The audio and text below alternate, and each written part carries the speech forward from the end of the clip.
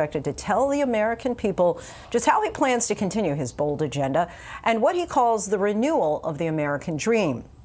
This, as many Americans see that dream as out of reach, from stubborn inflation to a trade war with our closest allies and the world's richest man, Elon Musk, at the center of it all to reshape the government as we know it. Plus, a sudden shift. The president pulls back all military aid to Ukraine after a shouting match with President Zelensky in the Oval Office on Friday as the Kremlin celebrates America's foreign policy aligning more closely with Russia's vision. Following the president's speech, we'll hear from a former CIA agent turned freshman Senator Alyssa Slotkin, who will give the Democratic rebuttal. Our team is standing by to break it all down, and we'll be joined by Congressman Byron Donalds and political strategist Donna Brazile as well this hour. But we begin with our chief White House correspondent, Mary Bruce. Tonight, as the president prepares to address the nation, the Dow plunging for the second day in a row, now down 1,300 points in 2 days, as Trump's new tariffs ignite a trade war. The president imposing a sweeping new 25% tax on all goods coming into the U.S. from Mexico and Canada, America's largest trading partners. Canadian Prime Minister Justin Trudeau quick to respond. I want to speak first directly to the American people. We don't want this. We want to work with you as a friend and ally. And we don't want to see you hurt either. But your government has chosen to do this to you. As of this morning, markets are down, and inflation is set to rise dramatically all across your country. Your government has chosen to put American jobs at risk. Economists warn that with these tariffs, it's the American businesses who will pay for the products coming into the country and pass those costs on to American consumers. By one estimate, the average household will spend up to $2,000 more a year on everything from produce to clothes to electronics. Today, Target's CEO warning Americans could see prices rise almost immediately on fruits and vegetables imported from Mexico. No, those are categories where we'll try to protect pricing, but the consumer will likely see price increases over the next couple of days.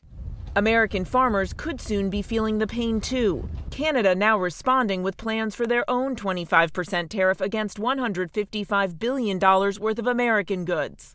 Canadians are reasonable, and we are polite, but we will not back down from a fight.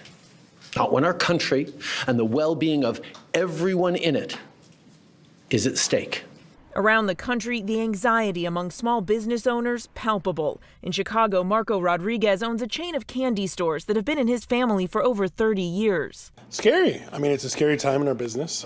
Everything you see around us is either imported by ourselves or we bought by ourselves and made in Mexico. Trump has also imposed an additional 10% tariff on products from China. Heidi Skelton says that will drive up prices at her clothing store in Westwood, New Jersey. I'm paying rent, employees, paying for the clothing, so I will have no other option really but to pass some of the charges onto my customers. China now retaliating with an additional 10 to 15% tariffs on some U.S. goods, including chicken, wheat, soybeans, and beef, and calling Trump's actions bullying behavior. Mexico's President Claudia Sheinbaum saying she will announce retaliatory tariffs on Sunday. Trump tonight prepared to double down, saying he'll fight back with even more tariffs, an approach we can expect him to tout in his speech tonight. Tariffs are easy, they're fast, they're efficient, and they bring fairness. Mary Bruce reporting for us there, and joining us now is Florida Representative Byron Donalds. Congressman, thank you so much for joining us. Appreciate you coming back on the show. What are you expecting to hear from President Trump tonight? I think the president's going to cover all of his successes in the last 45 days. Closing our border, border crossings have plummeted since he became president of the United States. Getting men out of women's sports, something that the American people massively support. 80% of the American people support that. Bringing peace into the Middle East region, actually getting a deal done on getting hostages back, and getting close to actually bringing an end to the war in Ukraine, and so many other things. He has a lot to celebrate, a lot to tell the American people, but then also to call on Congress to get moving on delivering on the rest of his agenda. Business leaders and consumers as well tell us that they worry that the president's latest tariffs will only raise prices on a number of goods. Economists insist that that's exactly what will happen. How do you think that the president will try to put those fears to rest tonight? A couple of things. Number one, we need Canada and Mexico to take our border seriously as well. We do need China to stop sending precursor material for fentanyl to Mexico. Fentanyl is the #1 killer of people between the ages of 18 and 45. The president takes our security just as serious as every family in America does. And so I think the response to the American people is give us the opportunity to do the job that we talked about on the campaign trail. We are going to get this economy roaring again. We're going to get prices down. What we're having to do with tariffs in this current situation is about securing our nation, but to a broader level on tariff policy. For a long time, free trade meant that there were bad trade deals where the American manufacturer, the American farmer, the American business person is being taken advantage of because other nations tariff our goods and we do not respond in kind. That's why the president laid out reciprocal tariff policy so that we can actually get to an even playing field so we not only have free trade, but also fair trade. What's your message tonight to your constituents who are worried about the price of groceries and say that they simply can't afford to pay any more money for just basic staples? What I would say is that we're going to get this economy roaring again. Tax policy, we're going to get that settled up here at the federal level in short order. So no tax on tips, overtime, Social Security, things that can help the American people keep more money in their pocket. Number two, when we go through the regulatory environment, which we're already starting to do with DOGE, we're going to expound upon that. Cutting regulations, that's going to help prices actually stabilize and come down. Number three, robust energy agenda in the United States. Drill, baby, drill is the tagline. What it means is energy dominance on the world stage. And when you have a strong energy market in the United States, that also stabilizes prices and brings them down. So that when you get to tariff policy, we are a humming economic engine who now simply are asking to be treated fairly on the world stage. On Monday, the president paused military aid to Ukraine. What role do you think that Ukraine should have with regard to the peace deal that Trump is seeking between Ukraine and Russia? Vladimir Zelensky needs to sign the deal on minerals. Listen, this conflict's been going on for 3 years. The reality is that the previous administration, led by Joe Biden and Kamala Harris, they had no way of trying to even get this close to a peace deal. The minerals deal is the pathway to getting peace in that region. That's how you start it. Vladimir Zelensky, this is in his interest and the Ukrainian people's interest, because at some point they're going to have to rebuild Ukraine from this conflict. Better to do that with fresh investment coming into your country because of the rare earth minerals that Ukraine has, which, by the way, the United States does need access to. So it is a good deal for both countries. If you want to get the peace process moving, I would tell Vladimir Zelensky, sign the deal. Let's get started. And before you go, of course, you announced last week your candidacy to be Florida's next governor. Governor Ron DeSantis is term limited. You've already received the president's endorsement, and you said at CPAC that you want to show the other 49 states how to get it done. Why do you believe that you're the right person to lead your state? Well, look, we've had great governors. Ron DeSantis, our current governor, Rick Scott before him. We are the mantle of how to have a free state, have a state that doesn't blow out its budgets like New York, California, and Illinois, have a state where business owners want to move their businesses and their families. We're the #1 state when it comes to school choice. We are the best environment to live safely in a state in our country. And so it's basically taking those items and then doing some new things, actually becoming the financial capital of the world with digital assets, Bitcoin, and cryptocurrency leading the way. Focusing on children being proficient in math and reading, in writing, and in reasoning. You do those things in conjunction with what we've already done as a state. Now you have a major story to tell that other states would want to follow and emulate. And a quick shout out to my friend in Ohio, Vivek Ramaswamy. He says he wants to be the best state in the country. Love you, Vivek, but you get to be #2 because Florida is going to remain #1. All right, love that little challenge there. Representative Donalds, always appreciate your time. Good luck on the gubernatorial run. Hope to see you back on the show again soon. Of course, thank you. Democratic strategist Donna Brazile joins us again now. Thanks for coming back on, Donna. Let's talk about Senator Alyssa Slotkin of Michigan. She's a Democrat that's considered a political survivor who's giving the party's response tonight to the address. What can you tell us about her and why she was selected tonight? First of all, I think she's an incredible choice. Not only does she have a wonderful background in foreign policy, working both in the Bush and Obama administration, a CIA analyst, a veteran. She represents the heartland. She knows how to speak to those values that we all care about in this country, whether it's making sure that every American can make ends meet. She's going to highlight some of the pain that people are now feeling as a result of some of the policies of the Trump administration. Look, I respect the congressman. I love the state of Florida, but let me just say that there are a lot of people tonight who are on high anxiety. They're worried, sick, not just about the cost of eggs, but rent, groceries, gas. They don't know if these taxes at the border, the tariffs, will ruin their lives, take away their jobs. So I think the president has a lot of explaining to do. This is not a victory march tonight. This is an address to the American people, and we have a lot of questions. I hope he can answer it. And in addition to Congressman Adriano Espaillat, a Democrat from New York, will deliver the Spanish language response to Trump. He's the first formerly undocumented immigrant to serve in Congress. What can you tell us about him and his message to Americans? Well, he's another rising star in the Democratic Party. You know, people have been complaining that the Democrats are spending too much time in the wilderness. Well, we're coming out of the wilderness. We're coming out because we're tired, we're frustrated, and quite honestly, we have some answers. We have some answers to working families across the country on what policies Democrats will fight for. We're very concerned that the policies, especially in the House budget, will hurt people on Medicaid, take away their health care. So he's going to talk about that. And you know, yo estudio español de Universidad de LSU. Mi habla español mucho poquito. I never said that on TV, but let me just say I'm glad that we're able to communicate to a broader audience. And I think he is the best lawmaker. But one thing you know, Lindsay, is that many of the lawmakers tonight, especially on the Democratic side, they're going to bring their constituents into the gallery. They want to hear from their constituents. They're not going to hide.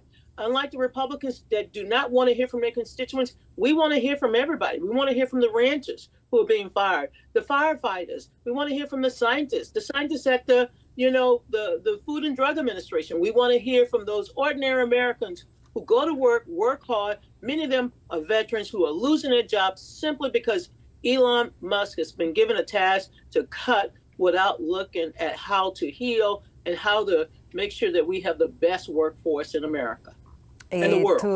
Tú hablas español muy bien, mi hermana. Now let's move on señorita, sí. Muy bien. Very good. Let's move on to the spending fight. Of course, we've asked Democratic lawyers, lawmakers all day long about the line in the sand when it comes to a government shutdown. Has it already been crossed? Do you think the Democrats will walk away from the bargaining table, and should they?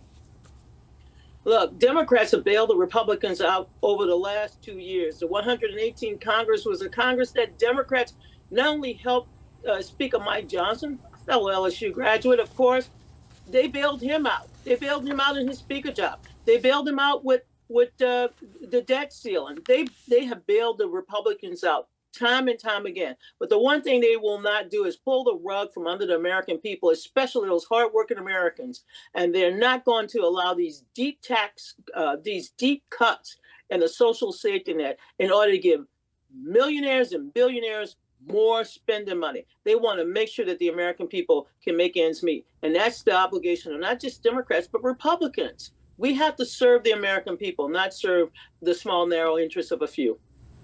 All right, Donna Brazile, appreciate your time. Adios para ahora. Hasta luego. Gracias. Gracias. And for more on what this speech could mean for Ukraine, we bring in ABC Chief White House correspondent Selena Wang. Selena, President Zelensky just today called what happened at that White House meeting on Friday regrettable and said Ukraine valued how much America has done to help them and that they're ready to return to negotiations. I imagine Ukraine will be closely watching what President Trump has to say tonight. They're going to be watching this very closely. And Lindsay, the statement today from Zelensky makes it very clear that he wants to repair this relationship with the United States, with President Trump. He really heaped praise on the president, saying that he admires his strong leadership, thanking and saying he was grateful for U.S. military support, and also stressed that he wants to work with the United States to quickly bring this war to an end. That is really President Trump's priority. Remember, when he was campaigning, he said that he could end this war in 24 hours. But it's unclear, Lindsay, if all of those words are going to be enough to move Trump to get him to reverse course on that pause on military aid. Now, the interesting dynamic here, though, is that even though Trump wants this war to end quickly, many military analysts say that his moves, including the decision to pause military aid, could actually have the opposite effect, since Putin could be more incentivized to keep on fighting a weaker Ukraine. And we have a split screen there. We can see a live view of people starting to walk into the Capitol in anticipation of the president's address tonight. Selena, if and when that mineral deal is signed, what would that mean in terms of U.S.-Ukrainian relations after that White House meeting and talks of ending the war? So when I talk to Trump administration officials about this minerals deal, they really see it as a way for the U.S. to be invested in the long-term future of Ukraine. They believe it is beneficial to Ukraine for the economies to be linked more closely together. And Trump has also emphasized that he thinks this is a way for Ukraine to pay America back for the billions of dollars in U.S. military aid. Now, we were hearing from sources, last we heard, that they're aiming to get this deal signed as early as tonight, but no final decision has been made. A big question here, though, is the details in this minerals deal.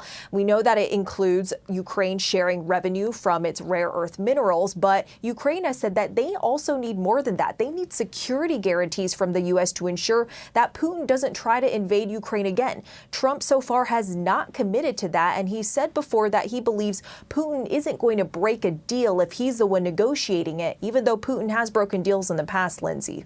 It'll be very interesting to see if he's able to make that announcement today, perhaps, that a mineral deal has been signed. All right, Selena Wang, our thanks to you. I want to bring back in Washington Bureau Chief Rick Klein. And Rick, let's take a step back. Politically, what's at stake for President Trump tonight? You know, Lindsay, we've seen the president, by his own judgments or his own metrics around popularity, he's been riding relatively high. In modern American politics, it's hard to be above water, and he's been there slightly above water the last couple of weeks. But it's a time of tremendous tension. If you just think about the turmoil on the world stage, the turmoil on the economic front with the tariffs, there is so much that is up in the air right now. And I think a lot of Americans who may have voted for Donald Trump are worried still about what it all means. And Trump thrives when there's a lot of chaos around him, and he has gotten that. And often there's a method to it, not always. But I think tonight is an opportunity for him to stitch some of it together and explain, this is what's going on. This is why you're seeing what you are out of Ukraine. This is why you're seeing what you are out of the tariffs, and hope that people will be with him. He doesn't really have to worry about the audience in the room in a direct way because they're very much loyal to him, but he will have to worry about their votes at some point. And he does have to worry about public opinion because so much of that support that he enjoys inside the House chamber is derived from the perception that he is so popular outside of it, not just with the Republican base, but with independents. And the fact that he comes into the room for the first time having won the popular vote as president, that's a big thing, and it's a big deal and a big marking point for a lot of those members of Congress. Many eyes will be on Elon Musk in the chamber tonight. What are you watching for with regard to Elon?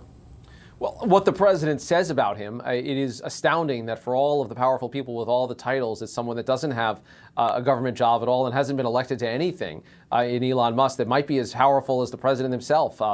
Certainly his power is reflected through Trump. But what exactly is said about him, and the fact that so many Democrats are bringing people who lost their jobs in the last couple of weeks because of the Department of Government Efficiency, makes for kind of an interesting split screen or some interesting sightlines. Elon Musk is someone who's been championed so far by Donald Trump. Unclear if he's going to be a major part of this administration throughout, but at least for tonight, I'd expect him to be center stage, if not literally, then certainly in the president's mind. All right, Rick Klein, always appreciate your insight. Thanks so much. Thanks, Lindsay. In his address tonight, President Trump is also likely to address his commitment to mass deportations. One of the most recent raids less than 24 hours ago, right here in the Washington, D.C. area. Our Rachel Scott was there embedding with agents from ICE, the FBI, and other agencies as they made arrests. Here's ABC's senior political correspondent, Rachel Scott.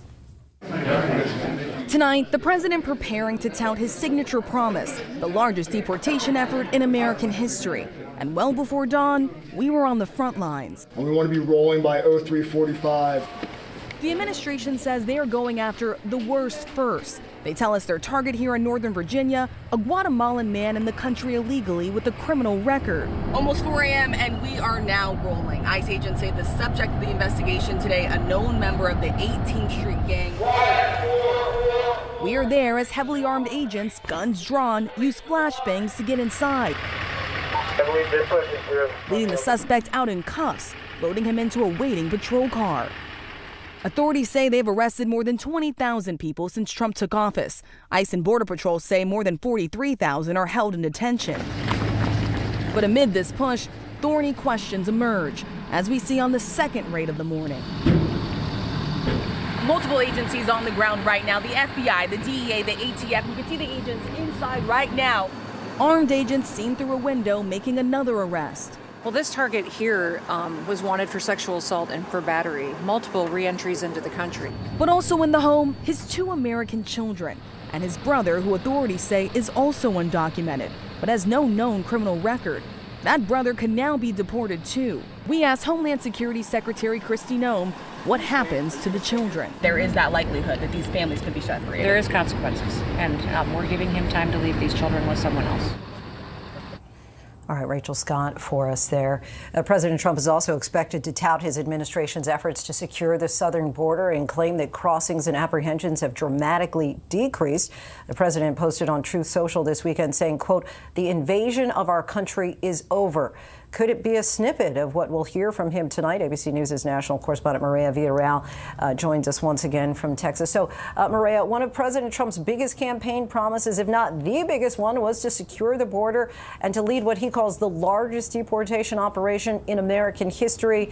We'll probably hear about that tonight. But are numbers reflecting what he promised? You know, that's a difficult question to answer only because we're not really getting a ton of numbers from this particular administration. I think in the beginning when we saw some heavy ICE raids going on and it was easy to tout the, 2,000 a day, 3,000 a day, 4,000 a day, I think we were getting numbers from them. But over the last few weeks, we really haven't heard a lot. And in fact, there is some information that is being sent out by some nonprofit organizations around that look like basically right now that the administration is seeing about 600 arrests via ICE throughout the country. So a considerable difference in what we saw back in January. And then when you talk about the deportations, it's the same thing. We're really not getting the numbers in order to really check him on whether or not this administration is living up to that promise. But we knew this was going to be difficult. We knew a lot of the decisions that he was making initially were probably going to get fought out in court. And then logistically, the manpower and the actual detention facility space, the courts that needed, more judges and more attorneys to come into. I mean, the process in and of itself was going to be cumbersome. So I think as of right now, Lindsay, they're moving in a positive direction to try and fulfill that campaign promise, but I'm not sure if they're there just yet. And a big part of securing the border has to do with joining forces with the Canadian and Mexican governments. What happens now that has turned his back on the two countries we share a border with after these tariff announcements? That's a really difficult question because not to answer it, but really a difficult question for what we are seeing on both borders. Because, over the last 6 months or so, we saw a considerable change in the amount of apprehensions along the border. But on top of that, talking with people that live in these communities, both in Mexico and in the U.S. along the border, what we were hearing from them was it feels safer. It feels like we are supported. It feels like we can kind of get back to the way things were maybe a decade or so ago. We were just speaking with a border mayor today. He tells us that his family, part of them, live in Mexico. And for a long time, they weren't going across the border because it just wasn't safe. The cartels had taken over this small community. But just in the last 6 months or so, he said that has considerably changed. We've seen it on the border as well. Federal agents from Mexico who feel very comfortable in supporting what they are trying to do and the immigration reform Mexico is trying to put forth. But, I do think that these tariffs and the conversation over where they will go, even if it is just for the next few days or the next week, it really puts a strain on that relationship that we've seen, with not just these communities on both sides of the border, but law enforcement as well. All right, Maria Villarreal for us. Thank you so much. Coming up, President Trump is set to deliver his joint address to Congress less than an hour from now. How he says he'll remake the American dream. Our Kira Phillips takes over after this. Stay with us.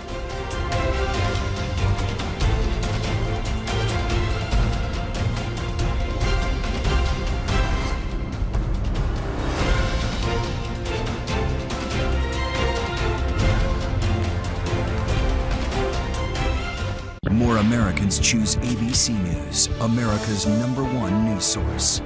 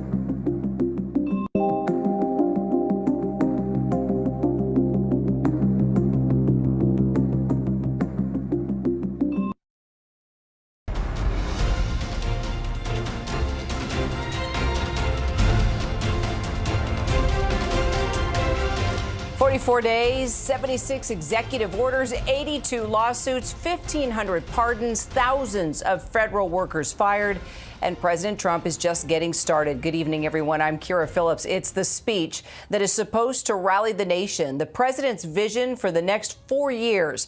Trump is about to address Congress for the first time in his new presidency, taking the dais with a message of American renewal. But Democrats in the audience will tell you his new golden age is actually a return to the dark age. We've got our all-star panel fanned out across our nation's capital, so let's get right to it.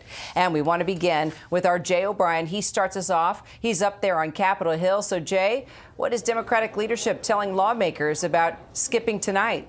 So Democratic leadership said that they are going tonight. That means all House Democratic leadership, for example, like Hakeem Jeffries, the top Democrat in the House, and on down.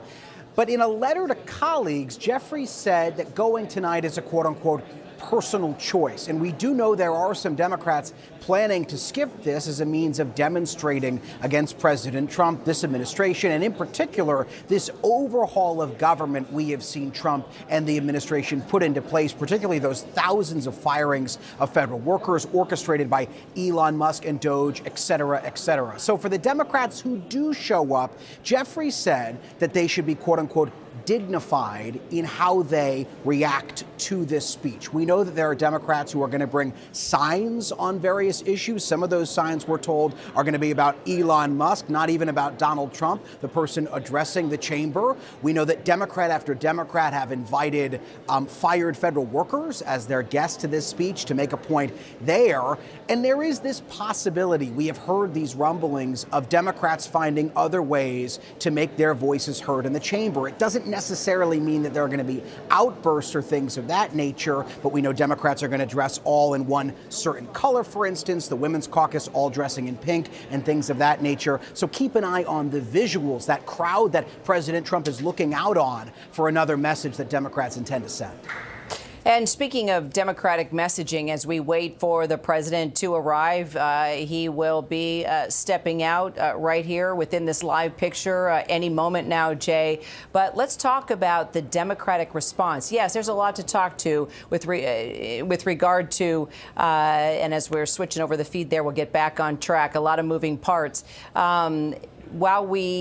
There we go. We got a live picture from inside the Capitol there on the floor, but we are monitoring that one live shot where the president will be arriving. But let's just talk about, before we delve into the president's speech and what he'll be talking about tonight, since we're talking about Democrats and these plans for protest, will they protest? Will they not protest? How loud will they be? Will they be censored as Republicans are now threatening if they do make a scene? Will they be more powerful if they just sit there in protest by the way they look at at their Republican counterparts as they stand up and cheer for the president?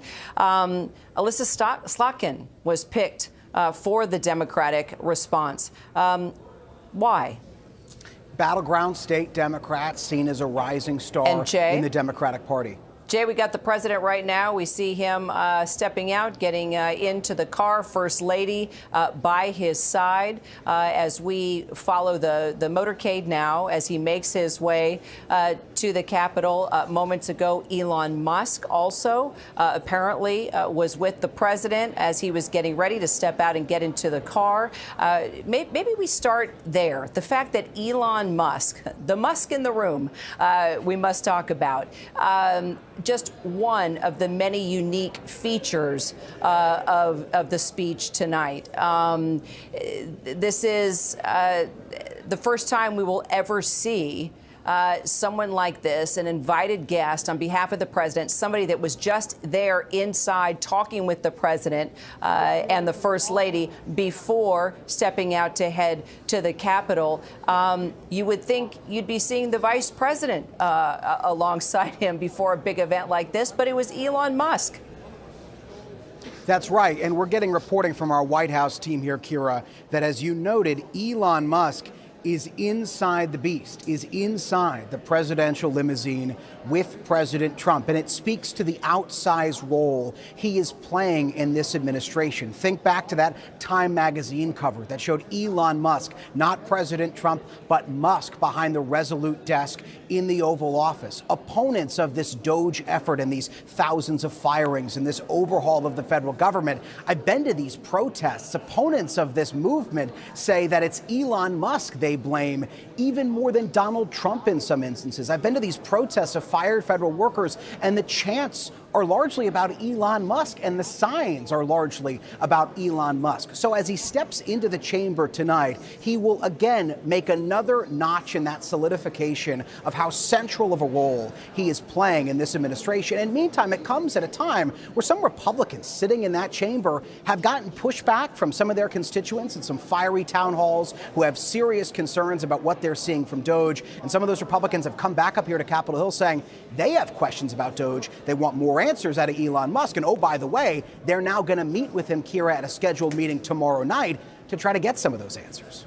And, let's bring in Elizabeth Schulze, who covers all things business with us. Elizabeth, I mean, we're not just talking about Doge and Elon Musk and all the slashing and the cutting that's already impacting our economy, but it's also the tariffs. You've got Elon Musk firing people and telling agencies they need to cut back and, hey, don't come back to work. But then we also were talking about tariffs. The president pushing his tariffs today on our foreign allies and what that means not only for folks that are losing their job, but now there's concern that with tariffs, they won't even be able to afford basic necessities like tomatoes and coffee and gas.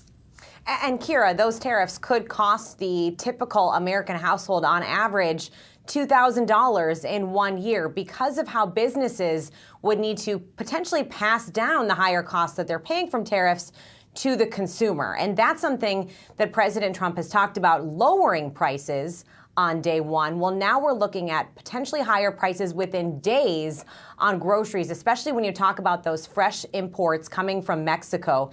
As you say, tomatoes, avocados, strawberries, those prices, and companies like Target, major retailers, are warning that those price hikes could take effect within days. You also have the reality that there is this underlying question of how much uncertainty is being caused in the economy because of the policies from this administration. I mean, when you look at the stock market alone, Kira, it tells a big story in the past 2 days. The Dow Jones Industrial Average is down 1,300 points.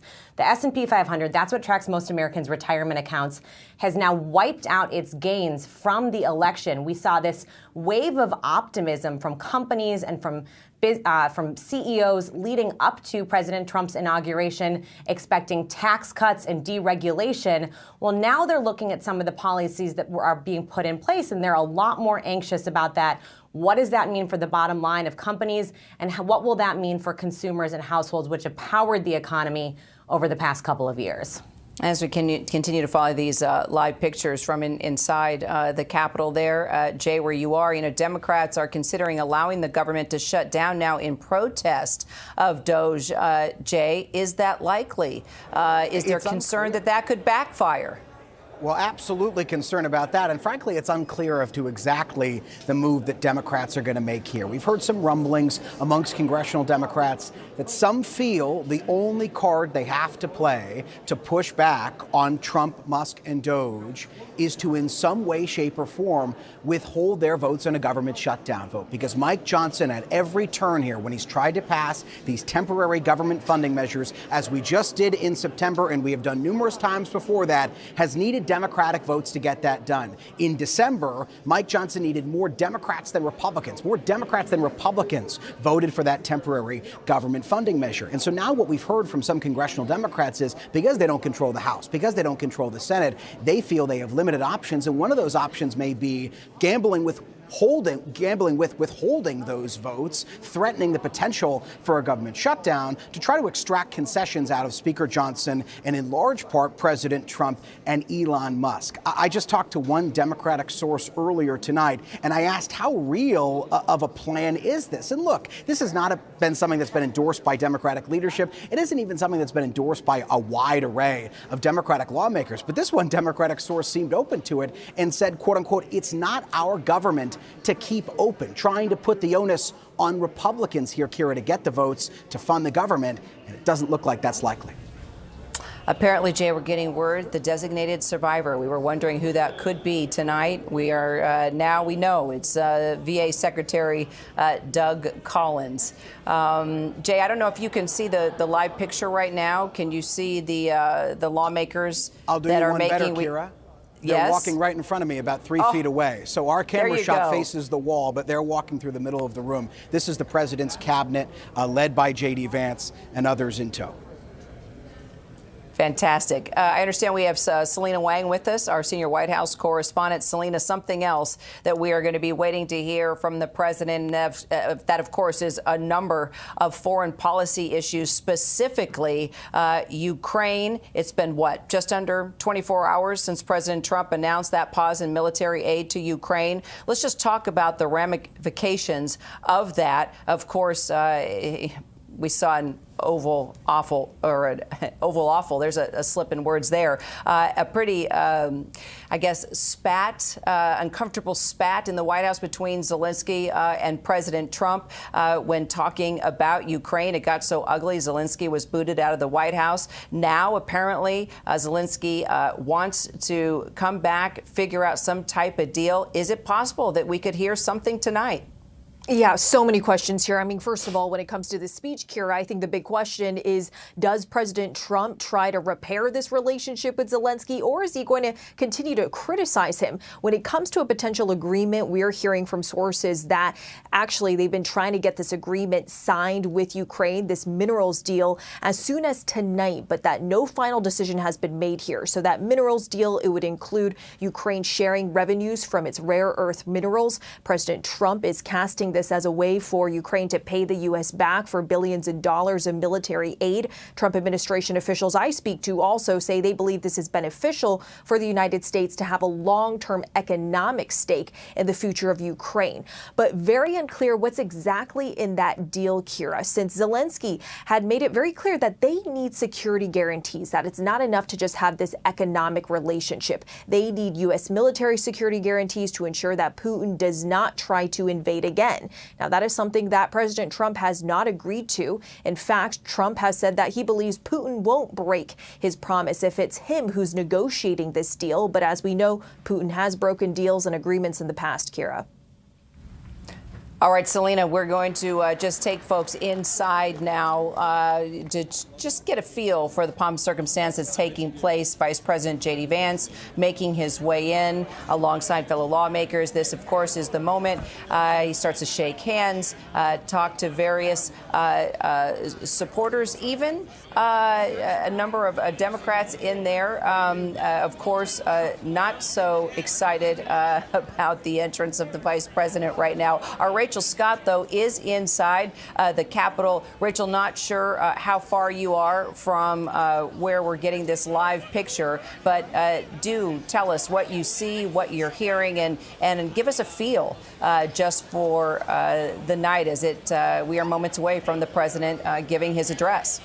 Well, Kira, we have made our way inside of the chamber. I am seated here along with our other reporter, John Parkinson, and Lauren Peller, also in this chamber. And we are keeping an eye out for all of the action that is unfolding right now. Vice President J.D. Vance making his way down as we anticipate President Donald Trump's arrival. Notable, this is very familiar for the vice president, of course. He was a senator, and he has been making his way not only to Republicans, but also to Democrats across the aisle. You'll notice here, sitting in this chamber, a sea of pink. And that is Democrats saying that this is the color of protest and power for them tonight.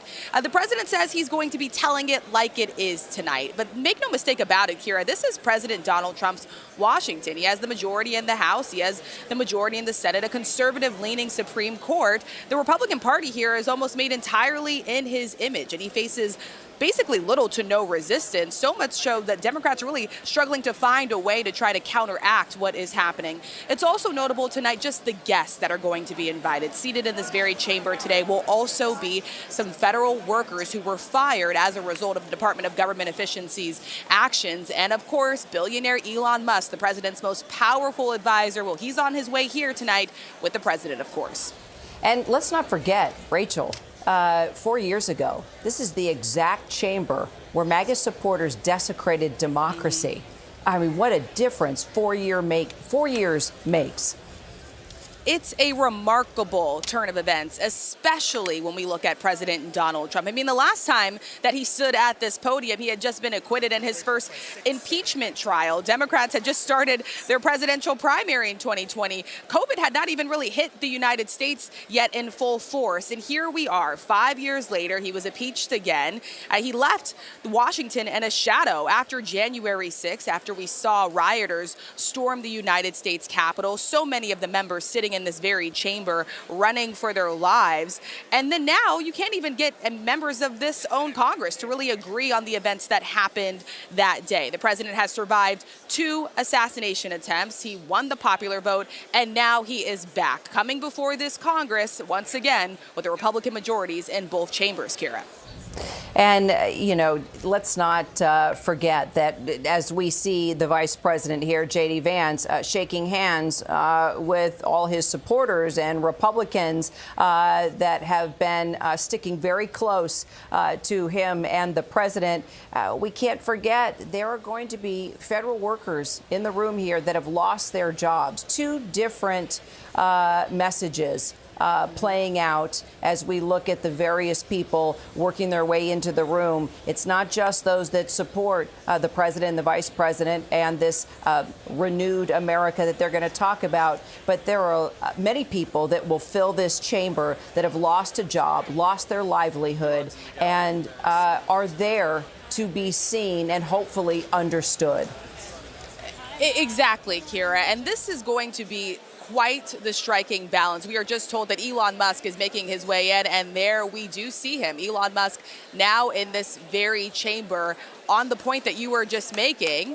And here we are hearing some applause, people shouting Elon, they're trying to wave to him. This is the president's most powerful senior advisor now in this room, but he's also in this room alongside many of these fired federal workers, people that have been directly impacted by the Department of Government Efficiency and their efforts. And it's interesting because it's unclear if Elon Musk has really come face to face with any of those workers. I will tell you, one group of people who have, the Republicans in this room, they have been getting an earful at some of their town halls, so much so that Republican leaders have been encouraging them to have these town halls virtually now. I talked to one Republican from Georgia, Rich McCormick, who told me that it's not just Democrats that are showing up, that it's Republicans too. And it's not just the fact that they don't believe necessarily that the federal government needs to be downsized. He says that he does support those efforts, but the question is whether or not they're moving too quickly. I'm just spotting one Republican right now holding Adrian Smith, John Parkinson, our fantastic reporter, is reminding me, holding this sign in supportive of Doge. This is about to get underway. The anticipation here very high, Kira. Rachel, thank you so much. And just to note, we do know that the president is in the holding room right now. We have seen the vice president side by side with the speaker, Mike Johnson. Also, we are told that Elon Musk, who was a part of the president's motorcade, has arrived and will be sitting in the First Lady's gallery. And we're starting to see just various shots of the guests and various lawmakers that invited them to the party here. As we continue to monitor all these live pictures and wait for the president to step up to the podium and give his remarks tonight. Let's bring in our Chief Justice correspondent, Pierre Thomas. We were talking about those federal workers that are going to be there in the room, those that have lost their job. We have to talk about the lawsuits. Since Trump was inaugurated, his administration has been sued at least 98 times now, Pierre. That's 3 lawsuits for every business day that he's been in office. The question is his strategy of flooding the zone going to work? Well, it may well, because, as you know, litigation takes time. And the time that it takes, these workers, many of them are in limbo. They're hoping that some of these courts will issue some injunctions, some rulings that will give some clarity as to what can take place while the situations unfold. And also, we're seeing it across the board. Even the FBI Agents Association has gone to court to take action because they're concerned about the way the administration is going about looking at people who worked on the January 6th related investigations, Kira. So this is affecting people across the board throughout government. So let's talk about why we're going to see some of the Supreme Court justices, but not all of them, Pierre.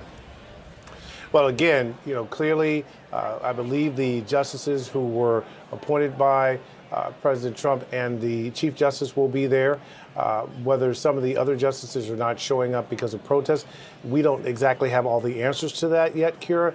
But again, it's a reminder that Washington is still a very partisan place, even though this is perhaps the most powerful president we've seen in quite some time, with control of both sides of the aisle in Congress, both houses, the House and the Senate, and also a Supreme Court that is stocked with Republicans who have been so far leaning in the direction of things the president would want to do. Everyone remembers that crucial ruling by the Supreme Court in terms of presidential immunity, which paved the way for a enhanced President Trump, who's now back in power. And Pierre, the president now there's a shot of Elon Musk there, who will be sitting in the First Lady's gallery. Also, a huge supporter of the president, has stood by his side, his pick for Attorney General, Pam Bondi. Indeed. Another example of a sea change at the Department of Justice. We've perhaps seen the greatest overhaul of DOJ since Watergate. We have an Attorney General who is very much a supporter of President Trump. We have an FBI director who is close to being a campaign surrogate, who's now the FBI director. All the past leadership in terms of the key positions at Main Justice, in terms of even career people, gone. So this is a stunning transfer of power and a new Washington, if you will. Let's talk about that new Washington with our new bureau chief. Well, he's not so new anymore. Rick Klein, also our political director. Rick, I could take on so many different topics with you, but let's just start with the significance of tonight. This is a very different cabinet, shall we say, since the last time President Donald Trump was president. These are all people he's handpicked. He has handpicked his cabinet now, and his advisors and those around him. Didn't necessarily have that choice last time around. He was told who to have around him, who he should pick, and we saw how that turned out. How many, we talk about federal workers being fired. He was firing everybody around him the first time he was president. Now he's got controversial people like Kash Patel heading the FBI, and a number of folks, as we look around the room here and look at live pictures, that are very controversial lawmakers. Yeah, we just had the picture of Kash Patel with Chris LaCivita, the campaign advisor, who's not actually on the inside of the administration. But you're right, it is remarkable how quickly and how almost flawlessly the cabinet has been filled. But for Matt Gaetz, who was originally nominated for Attorney General but then pulled back, all of the picks that Donald Trump made for his cabinet have been confirmed. Many of them with no opposition inside his own party. A couple of them with 1 or 2 no votes. That includes some very controversial people, including Patel, who had to replace a sitting FBI director to even get into that role. In addition to that, Pete Hegseth, Secretary of Defense. A lot of people that I talked to thought in the immediate aftermath of that pick that there was no way that was going to happen. You've seen, and I think you see tonight, that Donald Trump's party is ascendant in Washington. This is a divided country, but the Republicans control Washington. The visual right now of Vice President Vance and Speaker Mike Johnson will be flanking Donald Trump during the speech tonight tells you what you need to know. And the fact that a couple of Democrats aren't showing up changes the math slightly. And even though this is a divided Congress, you're going to see very much a Trump show because Republicans are so loyal to him. And you're right, Kira, the fact that he was able to get his own picks here, people that were loyal to him, that may have been the first and foremost quality that they had. Those are the people that are now advising him. Those are the people in his cabinet. And you haven't seen the kind of staff turmoil and turnover that you saw in Trump 1.0. It's interesting, too, as we saw a shot of the entire Trump family there in support of, their father-in-law. We didn't see Barron, but we did see the rest of the family. You talk about all of, there's his daughter-in-law, or actually, that's Don Jr.'s new girlfriend, I believe. As we look at these live pictures, it's hard to keep track sometimes, Rick. But as looks like the speaker is getting ready. Yeah, Rick, stay with me. Let's go ahead and listen in. United States into the chamber, the following. The gentleman from Louisiana, Mr. Scalise. The gentleman from Minnesota, Mr. Emmer. The gentlewoman from Michigan, Mrs. McClain. The gentleman from North Carolina, Mr. Hudson. The gentleman from Pennsylvania, Mr. Reschenthaler. The gentleman from Utah, Mr. Moore. The gentlewoman from Indiana, Mrs. Houchin. The gentleman from Oklahoma, Mr. Hearn. The gentleman from New York, Mr. Jeffries. The gentlewoman from Massachusetts, Ms. Clark.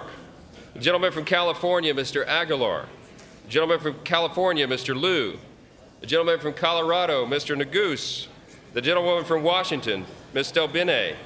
The gentlewoman from Michigan, Mrs. Dingell. The President of the Senate, at the direction of that body, appoints the following senators as members of the committee on the part of the Senate to escort the President of the United States into the House chamber. The Senator from South Dakota, Mr. Thune. The Senator from Wyoming, Mr. Barrasso. The Senator from Arkansas, Mr. Cotton. The senator from Oklahoma, Mr. Lankford. The senator from West Virginia, Mrs. Capito. The senator from South Carolina, Mr. Scott. The senator from New York, Mr. Schumer. The senator from Illinois, Mr. Durbin. The senator from Minnesota, Ms. Klobuchar. The senator from New Jersey, Mr. Booker. The senator from Wisconsin, Ms. Baldwin. The members of the escort committee will exit the chamber through the lobby doors.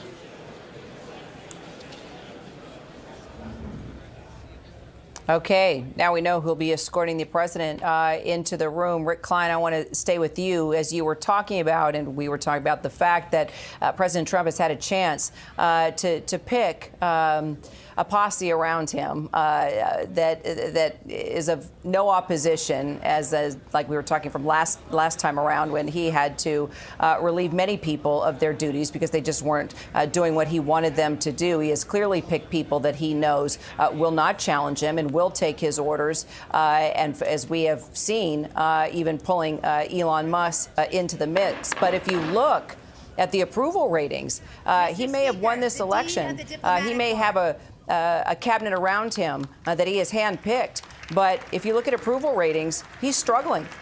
Yeah, and there's a lot of anxiety out there, and I'm curious if that's acknowledged in any way, shape, or form in the president's speech tonight, that he's going to paint a pretty rosy portrait of his first 40-something days. But a lot of people in that chamber, members of Congress and people that have lost their jobs through the efforts of the Department of Government Efficiency, are feeling uncertain right now. And just looking at the events of the last couple of days, look at the chaos that ensued after the Zelensky Oval Office meeting, the turmoil in the markets and in world affairs with the imposition of tariffs. There are so many fronts where there is massive uncertainty at this moment, and it is reflected in the polling. Donald Trump is doing better in the polls than he did during much of his first term, but that isn't to say that he's a runaway winner right now. A lot of people are skeptical of his leadership and skeptical of the direction that the country's heading in overall.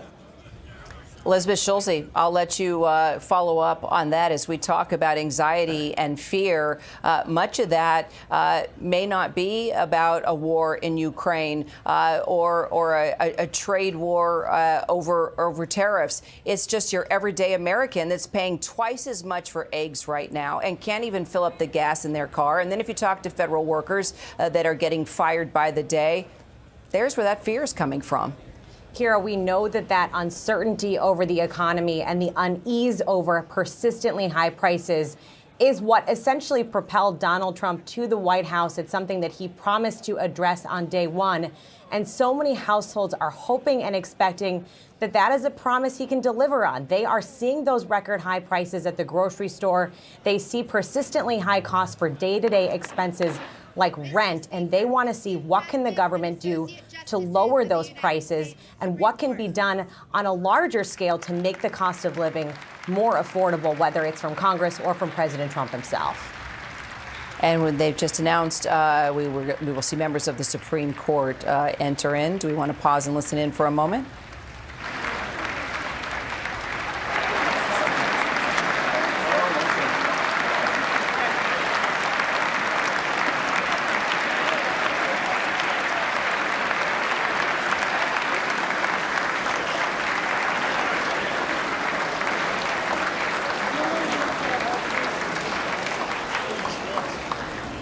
Selena. All right, as we watch the members of the Supreme Court now enter into the chamber, Selena Wang, I just want to take a question to you. We've got word there are protesters outside the Capitol there in support of Ukraine. That is one question being asked tonight now that Zelensky seems to want to come to some sort of deal with President Trump. Is it possible we could hear about a possible deal tonight?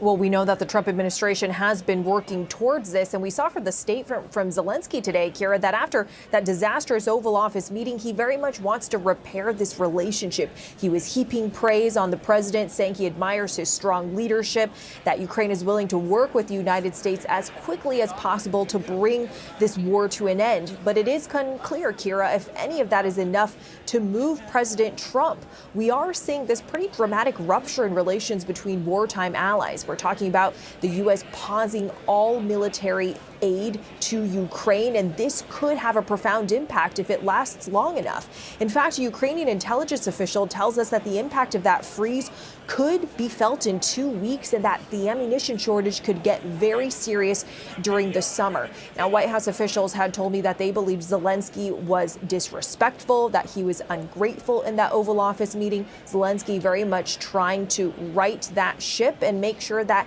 hopefully this aid can be unpaused, Kira. Jay O'Brien, a minute and 30 away from the president's speech, where he will enter the chamber, the same chamber where 4 years ago we saw MAGA supporters desecrate democracy. Now he is the president of the United States, and he'll be making that address before the nation. The whole country will be watching, because it's everything from domestic to international issues that he will be talking about, as we are about to hear from the president in about a minute and 6 seconds. Tell me what you're thinking about, and how do you think he'll start? Yeah, keep an eye on two things tonight, Kira. First, obviously, in addition to what Trump says, keep an eye on what Democrats do in that chamber, the signs of resistance they show, whether they're audible or silent, the colors they're wearing, etc. And also keep an eye on Elon Musk. He's going to get the bulk of the attention in that room, in addition to President Trump, because of the outsized role he's playing. Musk, remember, riding in the motorcade with Trump on his way over here from the White House, not in the Beast, the presidential limousine as we first thought, but in the motorcade, sitting there in the chamber in a prominent place, in a prominent role in this administration, unlike one we've seen in decades in this country. So in addition to the words coming out of President Trump's mouth, watch Elon Musk in that room too. Jay O'Brien, thank you. Minutes away now from the start of the presidential address to Congress. We hand it over now to our David Muir and team. Stay with us. Our live coverage continues.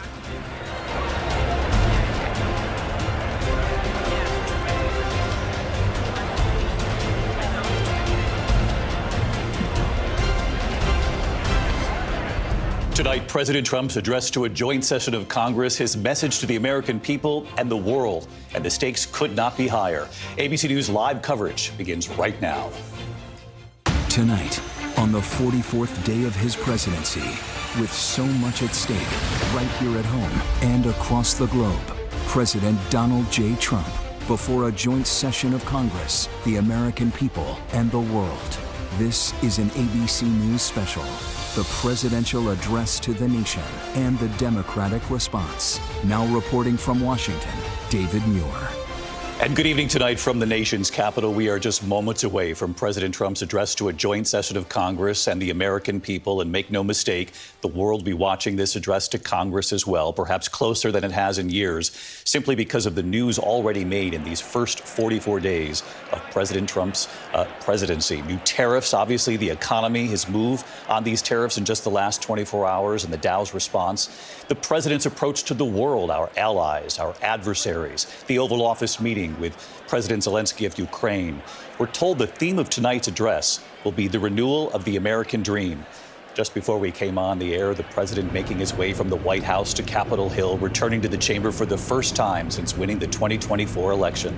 The president and his party in control of Washington. Republicans are, of course, in control of the House and the Senate with thin majorities, but in both majorities nonetheless. In just 6 weeks since the start of the second Trump presidency, the new administration has attempted an aggressive downsizing of the federal government, led, of course, by Elon Musk and his team. The administration laying off thousands of government employees, targeting some federal agencies, including USAID, the CDC, NOAA, among others. Elon Musk is in the chamber tonight as we look at live pictures of the chamber. Rachel Scott is also there. And Rachel, there he is, Elon Musk, special government employee. And he is the president's most powerful senior advisor. Billionaire Elon Musk is now in this chamber. He is still standing on his feet right near the First Lady's box. We have learned that he was in the presidential motorcade. He did enter this chamber to some applause. Some Republicans eager to get his attention on the House floor, one even holding up a sign saying DOGE, the Department of Government Efficiency, rocks. Clearly, some in the room here disagree. And this is striking, David, because many of the attendees tonight, some of the guests, are 5 retired federal workers, people who have been impacted by the Department of Government Efficiency and the efforts to shrink the size of the federal government. David, the president says tonight he's going to tell it like it is, but really make no mistake about it, this is President Donald Trump's Washington. He has the majority in the House, the Senate, a conservative-leaning Supreme Court. This is a Republican Party that is made almost entirely in his image, David. Rachel Scott in the chamber for us. First Lady Melania Trump arriving, and we know that Elon Musk is in the First Lady's box. She has several guests tonight, which we will get to over the course of this evening. President Trump expected, obviously, to point out the First Lady in the chamber, as well as the reasons for her guests being there. Elon Musk not far from the First Lady. Rachel Scott talking about the balance of power in Washington. You saw that cutaway there just a moment ago of Speaker Johnson and Vice President J.D. Vance, Mary Bruce, Republican Speaker of the House, obviously J.D. Vance, the Vice President. But Donald Trump has a Republican Party right now that's in control of both the House and the Senate. And you are going to see that full Republican power on display here tonight. It will be quite remarkable to see the president, unlike we did before during his first term, to come in, and I believe we may be getting close to that moment, David. The House Sergeant at Arms. Speaker, the president's cabinet. The president's cabinet now entering the room, and Mary, you've covered this every step of the way. His cabinet nominees, by and large, the vast majority of them getting nominated and accepted by the Senate. And again, a sign of just how behind him this party is. Of course, the president there appointing many. There you see Marco Rubio. You see the Treasury Secretary behind him. I believe that's Pete Hegseth entering as well, all shaking hands.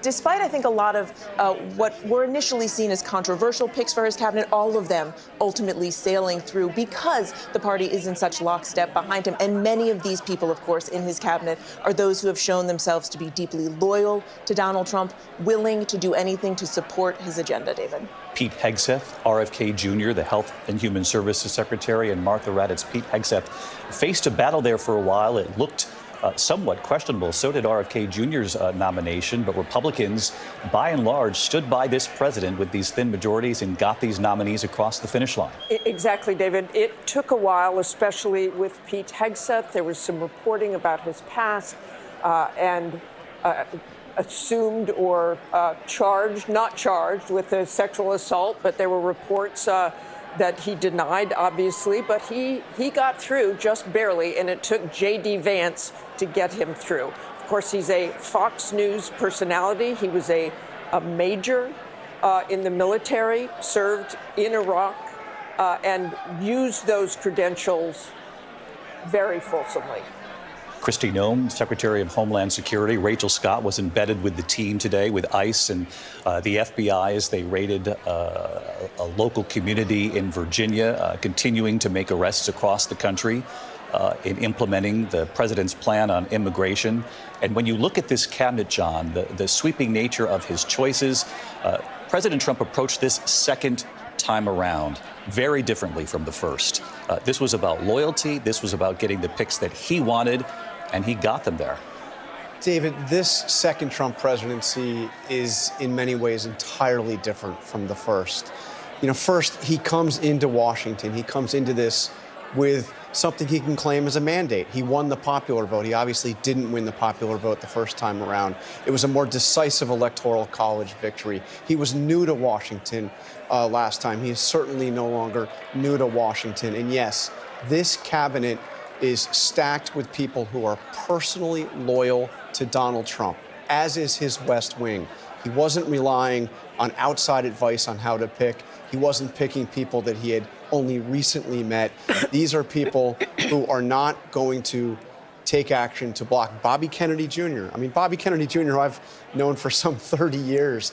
Bobby Kennedy Jr., of course, from one of the most famous Democratic families in American history.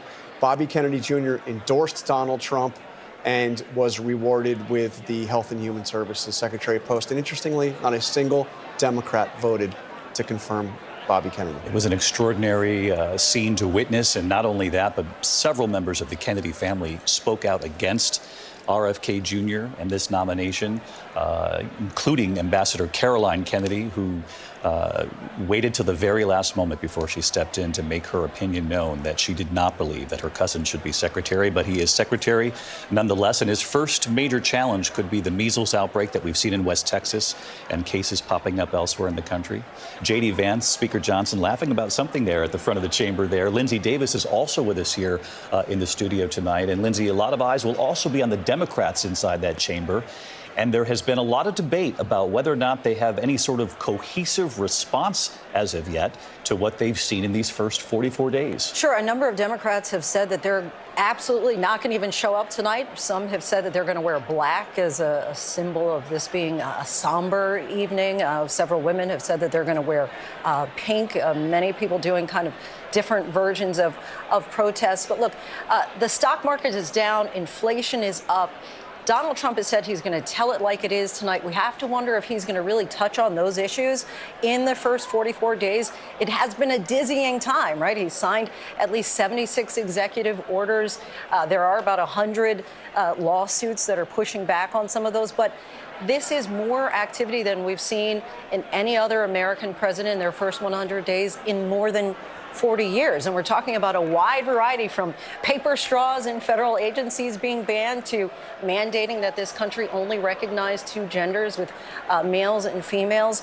But I think that ultimately he has to break through to the American people why tariffs are so important to him, at one point calling them his favorite word, but potentially at the expense of the American people. These tariffs that he warned were coming, in fact, went into effect at midnight last night. Imposing the tariffs on our neighbors, Canada and Mexico, and additional tariffs on China. Tonight, Canada has responded.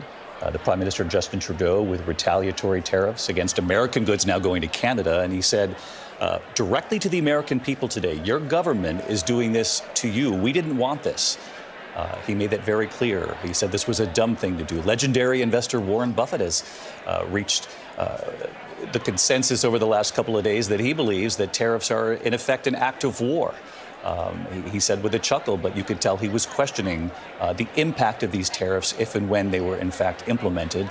And Mary Bruce, as you just heard from Lindsey, we saw this swing on the Dow 2 days in a row over these tariffs, down some 1,300 points in 2 days. And the president knows that. The American people are watching tonight. The question is, will he explain why he's done this and why he's doing it now? What he thinks this temporary pain that he has spoken about, how long it lasts, and why it's worth it for the American people. This is a chance for the president, in front of the largest audience that he's likely to have this year, certainly, to offer some clarity as to why he is doing this and what Americans should be bracing for. He is well aware, certainly, that many Americans supported him because of the economy. He promised to bring down prices on day one. We haven't seen that yet. And now you hear from experts and economists warning the opposite, that these tariffs may actually raise prices on Americans. And the president has said, this is just the beginning, that he's willing to go even further, that countries that put tariffs on us, well, he's going to tariff them right back. We did also, though, hear from his Commerce Secretary earlier today saying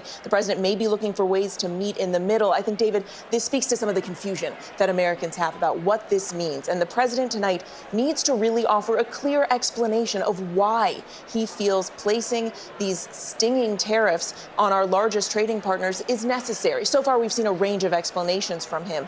Will he be able tonight to clarify that for the American people and get them on board? And will he brace them to pay a price for all of this? They're running a couple of minutes behind here. The president expected to enter this chamber at any moment, and the moment it happens, we'll go to the House Sergeant at Arms announcing the President of the United States.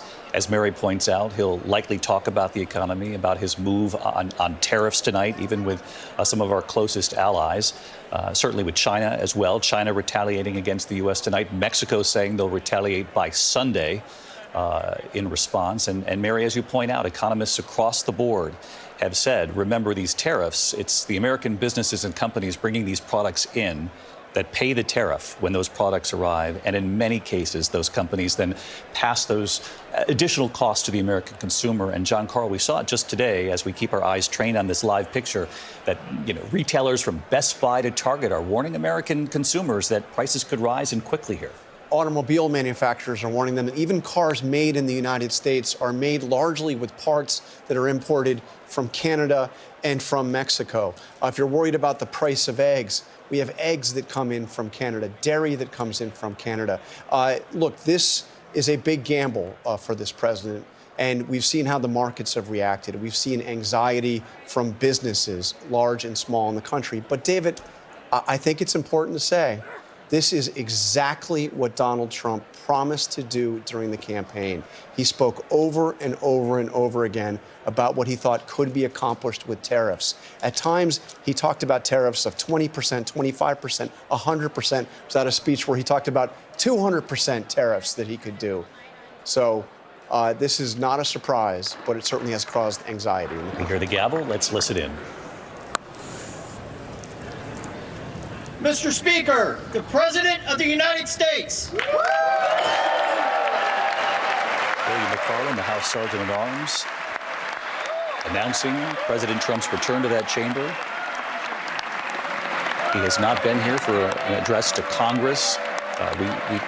Later in the presidency, of course, we'll call it the State of the Union, but it's called an address to a joint session of Congress for presidents in their first month or two, because there hasn't been a lot of time to preside over the union.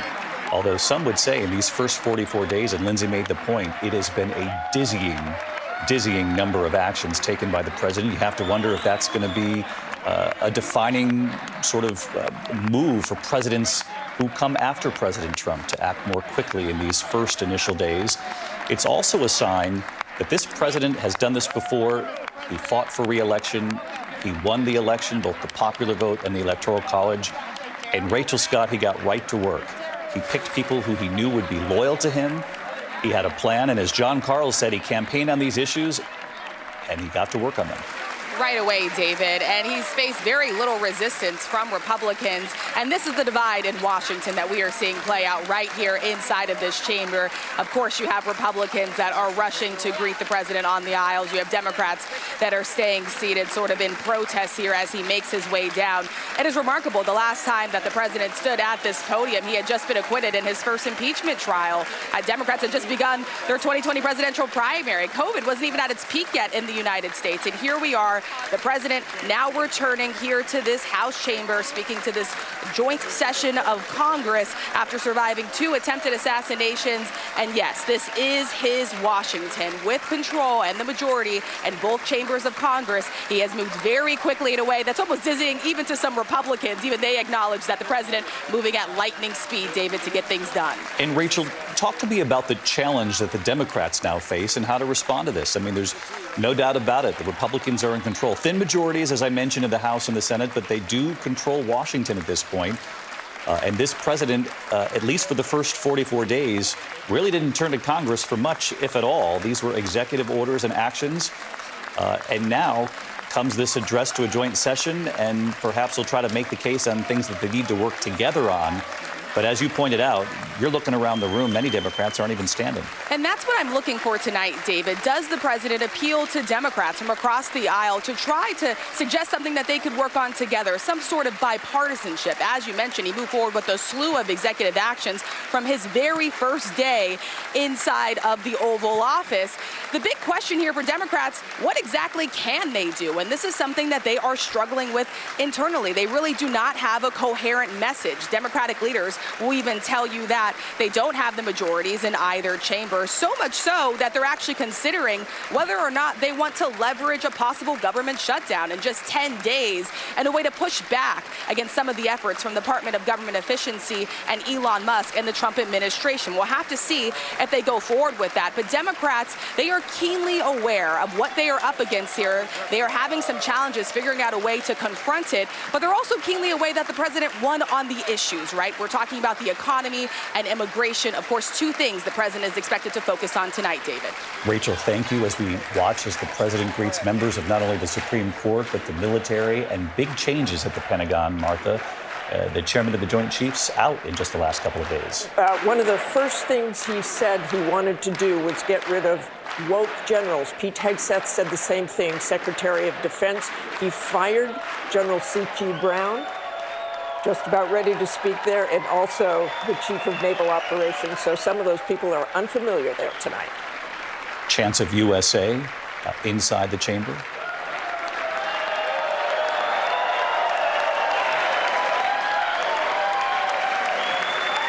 Handing a copy of the speech to Speaker Johnson. Of course, you'll remember the years when former Speaker Nancy Pelosi was standing behind him. No longer.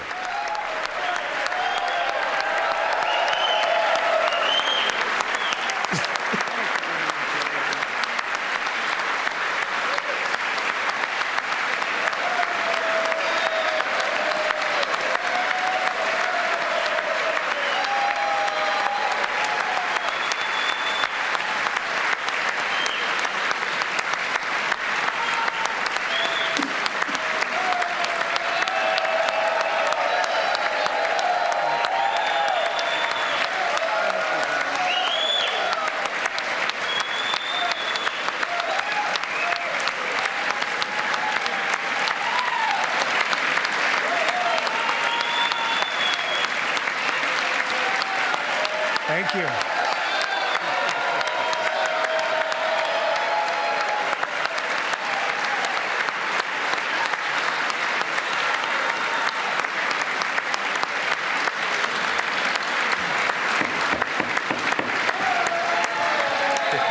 Thank you very much.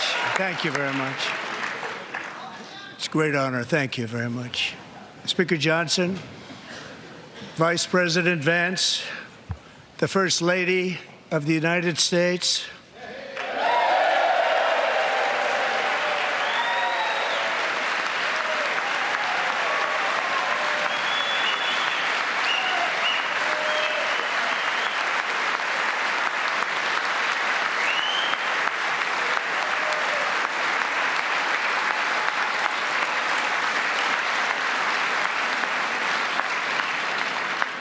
members of the United States Congress, thank you very much. And to my fellow citizens, America is back.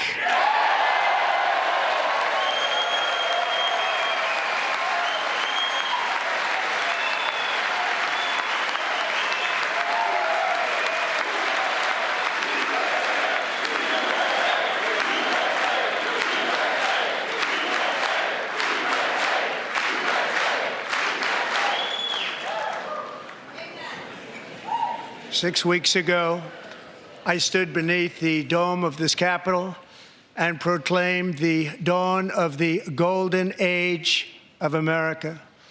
From that moment on, it has been nothing but swift and unrelenting action to usher in the greatest and most successful era in the history of our country.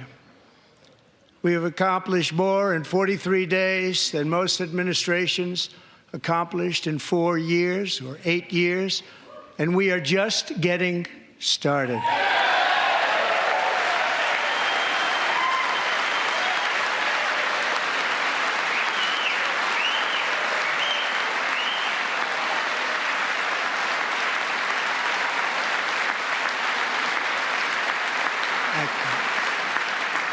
I return to this chamber tonight to report that America's momentum is back, our spirit is back, our pride is back, our confidence is back, and the American dream is surging bigger and better than ever before.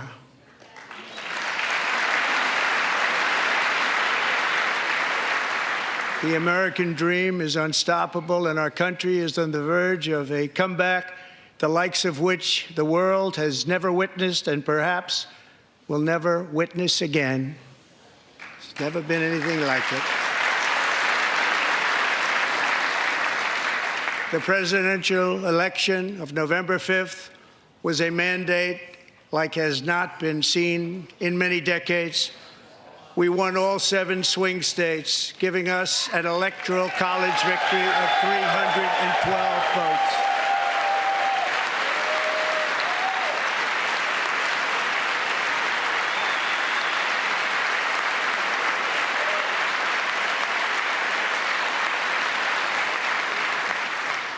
We won the popular vote by big numbers and won counties in our country.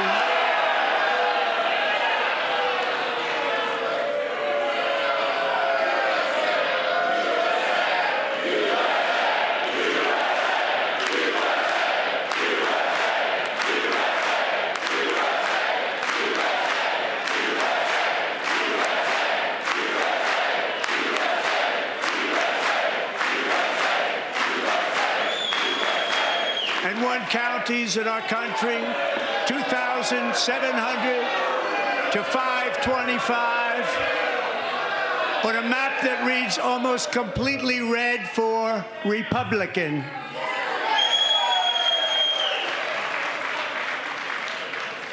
Now, for the first time in modern history, more Americans believe that our country is headed in the right direction than the wrong direction. In fact, it's an astonishing record, 27-point swing, the most ever.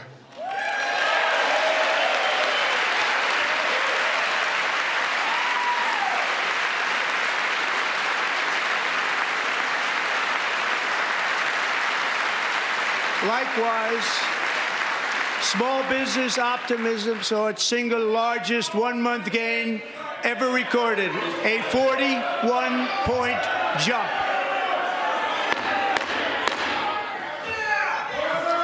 Members are directed to uphold and maintain decorum in the House and to cease any further disruptions. That's your warning.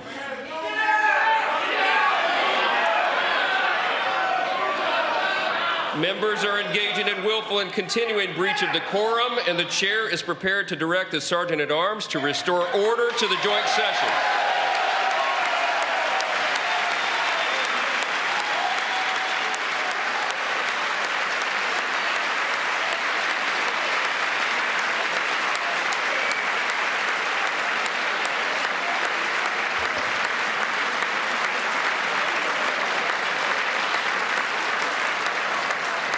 Mr. Green, take your seat. Take your seat, sir. Take your seat. Finding that members continue to engage in willful and concerted disruption of proper decorum, the chair now directs the Sergeant-at-Arms to restore order. Remove this gentleman from the chamber.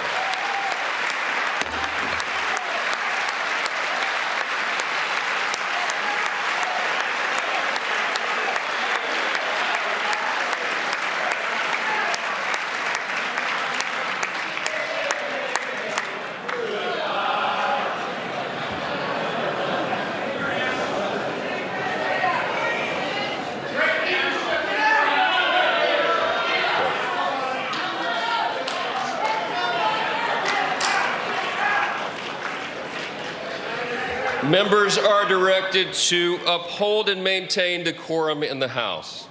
Mr. President, you continue. Thank you. Over the past 6 weeks, I have signed nearly 100 executive orders and taken more than 400 executive actions, a record to restore common sense, safety, optimism, and wealth all across our wonderful land. The people elected me to do the job, and I'm doing it.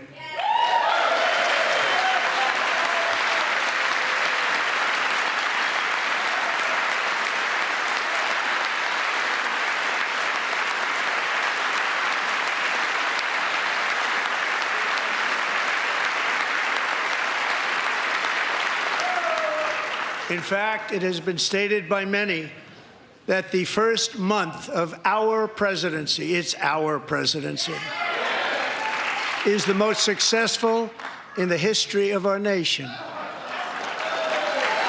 By many.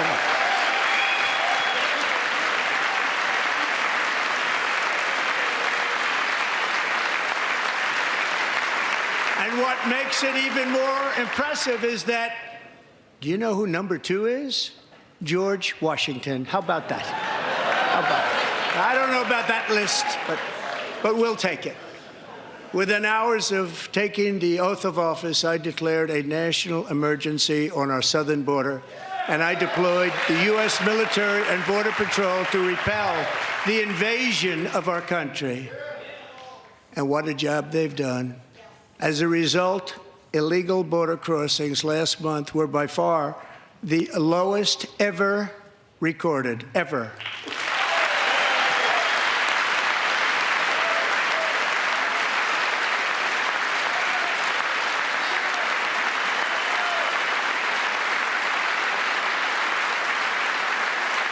They heard my words and they chose not to come. Much easier that way. In comparison, under Joe Biden, the worst president in American history. There were hundreds of thousands of illegal crossings a month, and virtually all of them, including murderers, drug dealers, gang members, and people from mental institutions and insane asylums, were released into our country. Who would want to do that? This is my 5th such speech to Congress. And once again, I look at the Democrats in front of me, and I realize there is absolutely nothing I can say to make them happy or to make them stand or smile or applaud. Nothing I can do.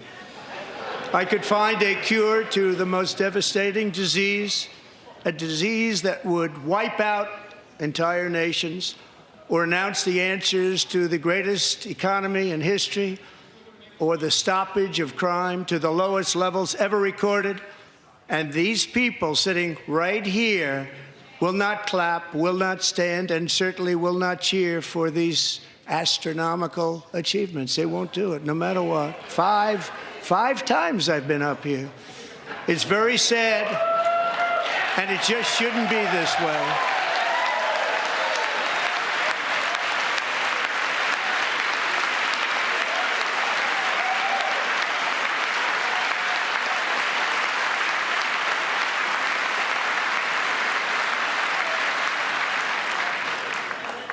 So Democrats sitting before me, for just this one night, why not join us in celebrating so many incredible wins for America? For the good of our nation, let's work together and let's truly make America great again.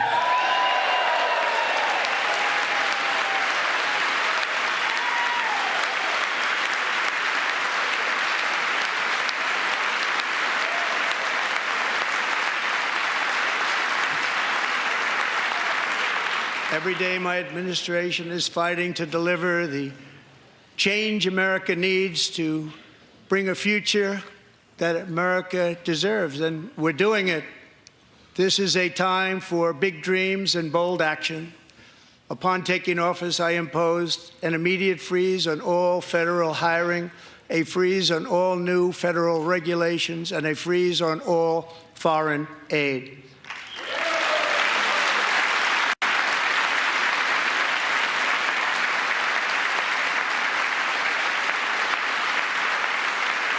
I terminated the ridiculous Green New Scam. I withdrew from the unfair Paris Climate Accord, which was costing us trillions of dollars that other countries were not paying. I withdrew from the corrupt World Health Organization.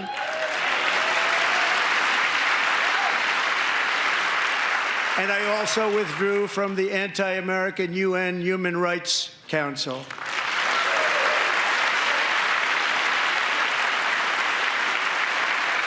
We ended all of Biden's environmental restrictions that were making our country far less safe and totally unaffordable. And importantly, we ended the last administration's insane electric vehicle mandate, saving our auto workers and companies from economic destruction.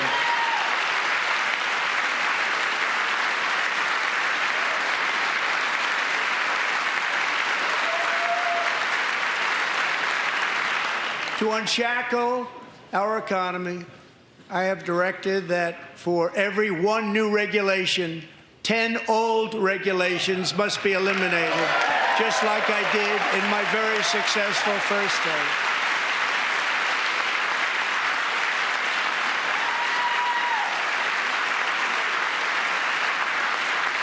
And in that first term, we set records on ending unnecessary rules and regulations like no other president had done before.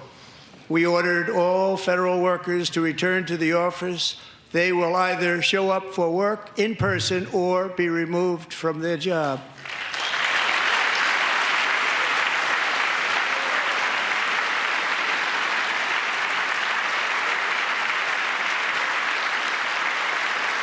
And we have ended weaponized government where, as an example, a sitting president is allowed to viciously prosecute his political opponent, like me. How did that work out? Not too good. Not too good.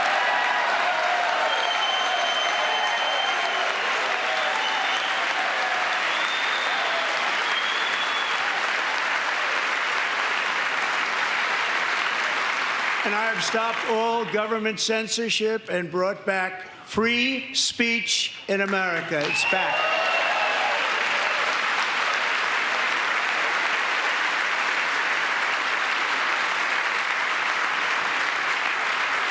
And 2 days ago, I signed an order making English the official language of the United States of America.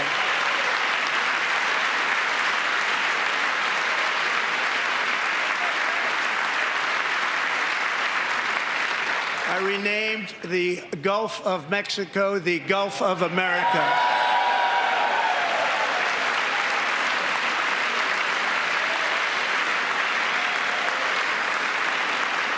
And likewise, I renamed, for a great president, William McKinley, Mount McKinley again. Beautiful Alaska. We love Alaska. We've ended the tyranny of so-called diversity, equity, and inclusion policies all across the entire federal government and indeed the private sector and our military. And our country will be woke no longer.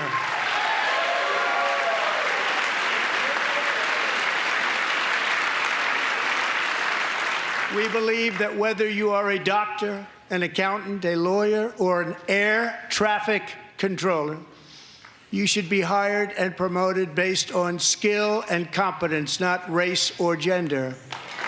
Very important.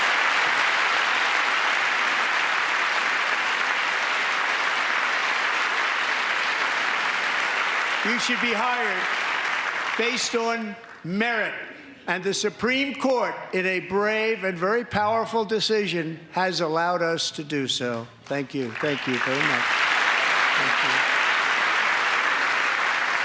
you. We have removed the poison of critical race theory from our public schools, and I signed an order making it the official policy of the United States government that there are only two genders, male and female.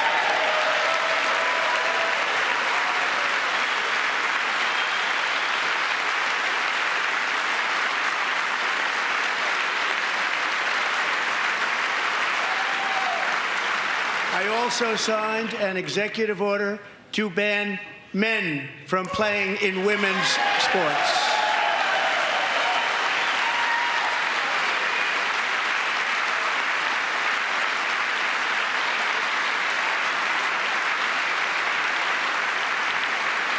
Three years ago, Peyton McNabb was an all-star high school athlete, one of the best, preparing for a future in college sports. But when her girls' volleyball match was invaded by a male, he smashed the ball so hard in Peyton's face, causing traumatic brain injury, partially paralyzing her right side and ending her athletic career. It was a shot like she's never seen before. She's never seen anything like it. Peyton is here tonight in the gallery, and Peyton, from now on, schools will kick the men off the girls' team, or they will lose all federal funding.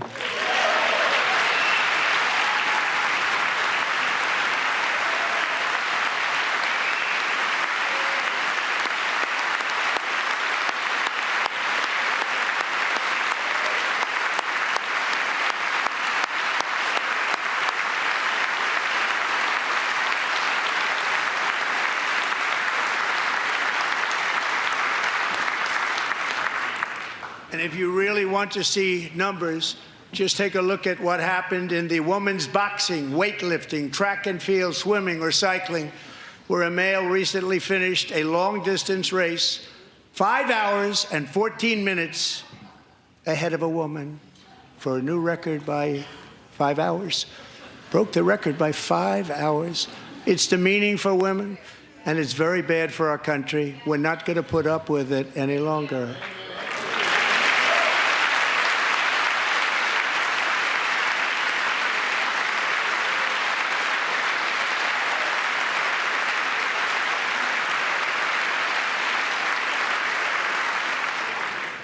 What I have just described is only a small fraction of the common sense revolution that is now, because of us, sweeping the entire world. Common sense has become a common theme, and we will never go back. Never. Never going to let that happen. Among my very highest priorities is to rescue our economy and get dramatic and immediate relief to working families. As you know, we inherited from the last administration an economic catastrophe and an inflation nightmare. Their policies drove up energy prices, pushed up grocery costs, and drove the necessities of life out of reach for millions and millions of Americans. They've never had anything like it. We suffered the worst inflation in 48 years, but perhaps even in the history of our country. They're not sure.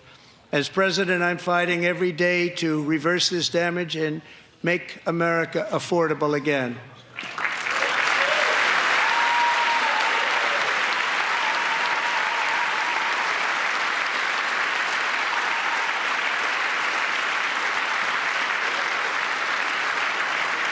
Joe Biden especially let the price of eggs get out of control. The egg price is out of control, and we're working hard to get it back down. Secretary, do a good job on that. You inherited a total mess from the previous administration. Do a good job.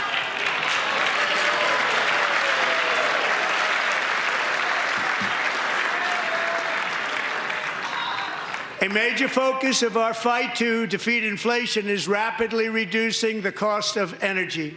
The previous administration cut the number of new oil and gas leases by 95%, slowed pipeline construction to a halt, and closed more than 100 power plants. We are opening up many of those power plants right now.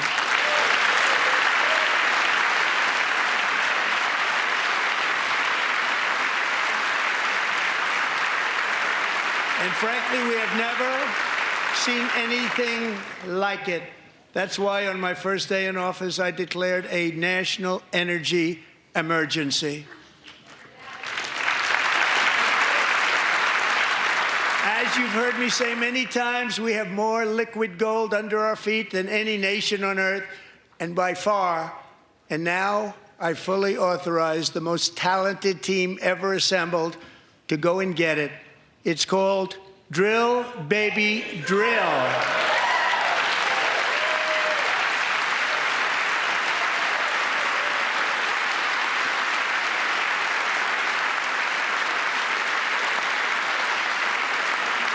My administration is also working on a gigantic natural gas pipeline in Alaska, among the largest in the world, where Japan, South Korea, and other nations want to be our partner with investments of trillions of dollars each. There's never been anything like that one. It will be truly spectacular. It's all set to go. The permitting is gotten. And later this week, I will also take historic action to dramatically expand production of critical minerals and rare earths here in the USA.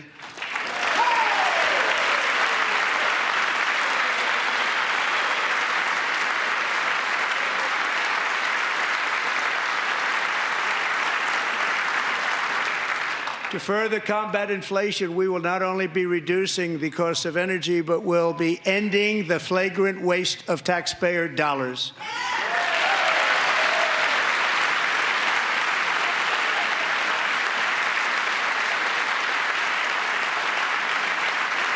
And to that end, I have created the brand new Department of Government Efficiency, DOGE. Perhaps you've heard of it. Perhaps.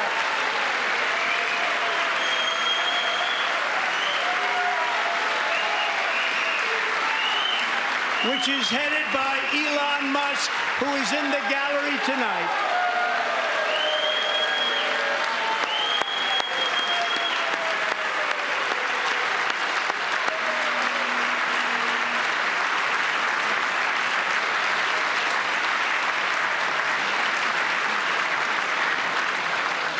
Thank you, Elon. He's working very hard. He didn't need this. He didn't need this. Thank you very much. We appreciate it. Everybody here, even this side, appreciates it, I believe. They just don't want to admit that. Just listen to some of the appalling waste we have already identified. $22 billion from HHS to provide free housing and cars for illegal aliens. $45 million for diversity, equity, and inclusion scholarships in Burma. $40 million to improve the social and economic inclusion of sedentary migrants. Nobody knows what that is. $8 million to promote LGBTQI+ in the African nation of Lesotho, which nobody has ever heard of. $60 million for indigenous peoples and Afro-Colombian empowerment in Central America. $60 million. $8 million for making mice transgender. This is real. $32 million for a left-wing propaganda operation in Moldova.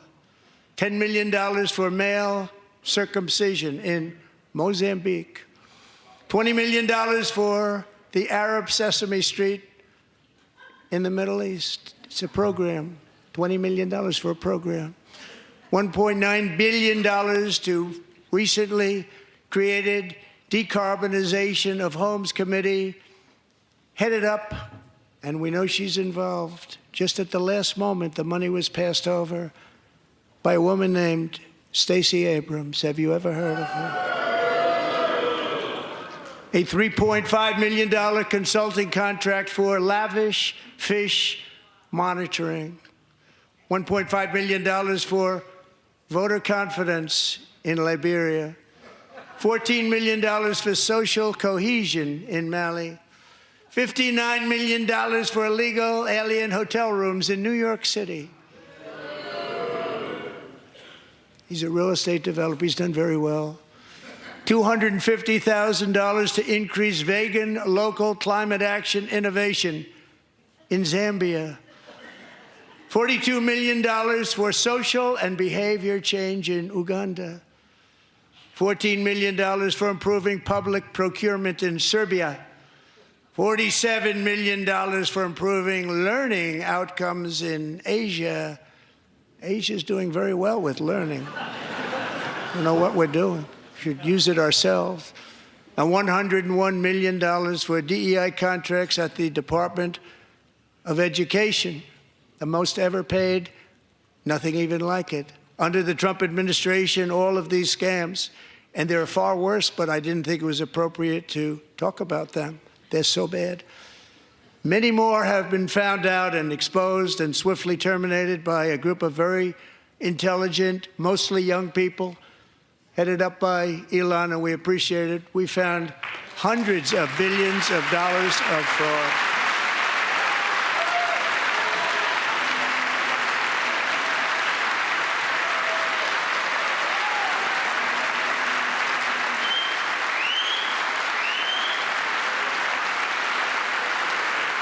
And we've taken back the money and reduced our debt to fight inflation and other things. Taking back a lot of that money. We got it just in time. This is just the beginning. The Government Accountability Office, a federal government office, has estimated annual fraud of over $500 billion in our nation, and we are working very hard to stop it. We're going to. We're also identifying shocking levels of incompetence and probable fraud in the Social Security program for our seniors, and that our seniors and people that we love rely on. Believe it or not, government databases list 4.7 million Social Security members from people aged 100 to 109 years old. It lists 3.6 million people from ages 110 to 119. I don't know any of them. I know some people that are rather elderly, but not quite that elderly. 3.47 million people from ages 120 to 129. 3.9 million people from ages 130 to 139.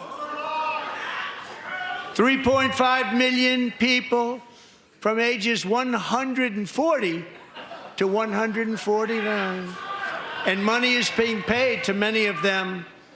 And we're searching right now. In fact, Pam, good luck. Good luck. You're going to find it.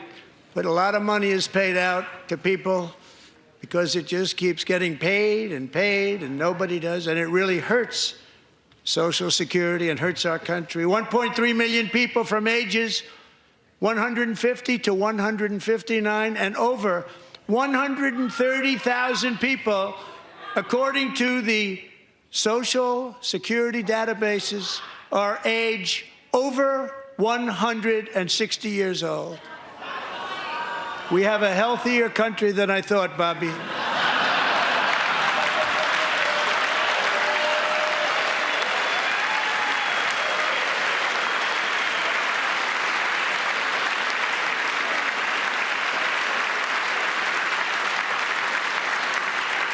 Including, to finish, 1,039 people between the ages of 220 and 229, one person between the age of 240 and 249, and one person is listed at 360 years of age. More than 100 years older than our country.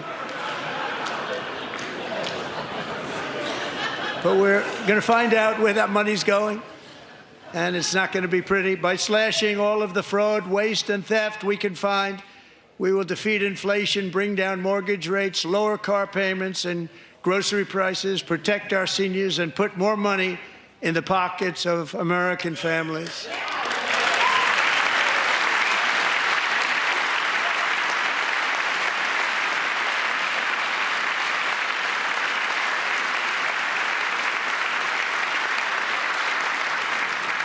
And today, interest rates took a beautiful drop, big, beautiful drop. It's about time.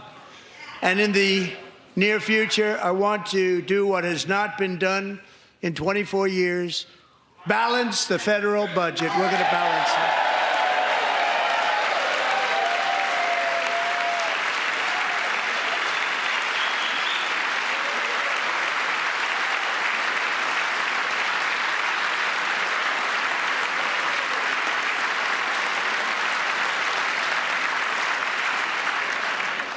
With that goal in mind, we have developed in great detail what we are calling the Gold Card, which goes on sale very, very soon. For $5 million, we will allow the most successful job-creating people from all over the world to buy a path to U.S. citizenship. It's like the green card, but better and more sophisticated. And these people will have to pay tax in our country. They won't have to pay tax from where they came. The money that they've made, you wouldn't want to do that, but they have to pay tax, create jobs. They'll also be taking people out of colleges and paying for them so that we can keep them in our country instead of having them being forced out. Number one, at the top school, as an example, being forced out and not being allowed to stay and create tremendous numbers of jobs and great success for a company out there. So while we take out the criminals, killers, traffickers, and child predators who are allowed to enter our country under the open border policy of these people, the Democrats, the Biden administration, the open border insane policies that you've allowed to destroy our country. We will now bring in brilliant, hardworking, job-creating people. They're going to pay a lot of money, and we're going to reduce our debt with that money.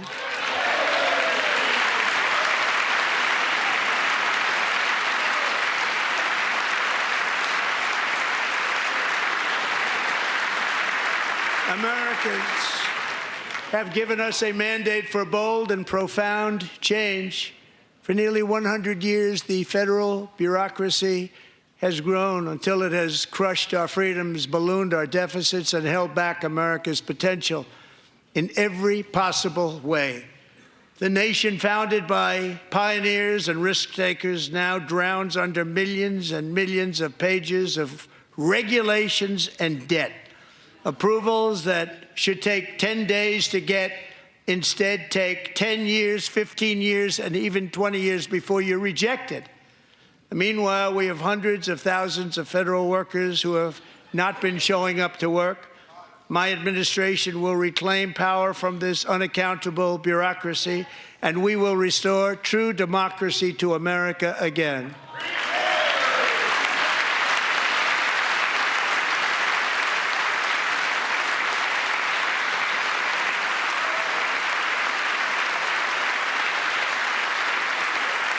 And any federal bureaucrat who resists this change will be removed from office immediately. Because we are draining the swamp. It's very simple.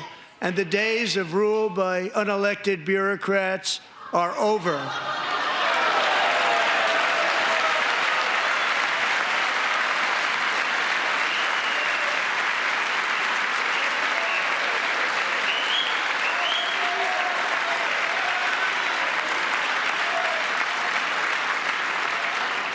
And the next phase of our plan to deliver the greatest economy in history is for this Congress to pass tax cuts for everybody. They're in there. They're waiting for you to vote.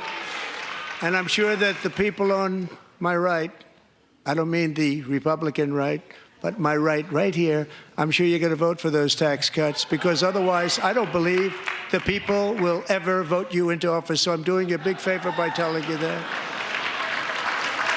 But I know this group is going to be voting for the tax.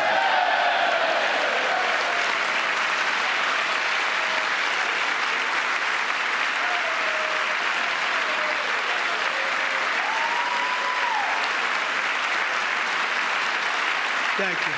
It's a very, very big part of our plan. We had tremendous success in our first term with it. A very big part of our plan. We're seeking permanent income tax cuts all across the board. And to get urgently needed relief to Americans hit especially hard by inflation, I'm calling for no tax on tips, no tax on overtime, and no tax on Social Security benefits for our great seniors.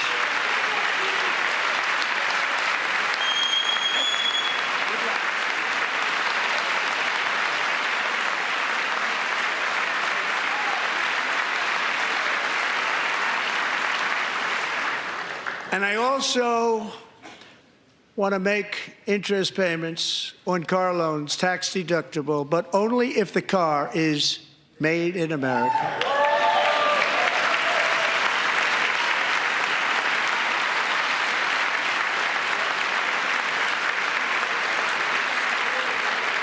And by the way, we're going to have growth in the auto industry like nobody's ever seen. Plants are opening up all over the place. Deals are being made.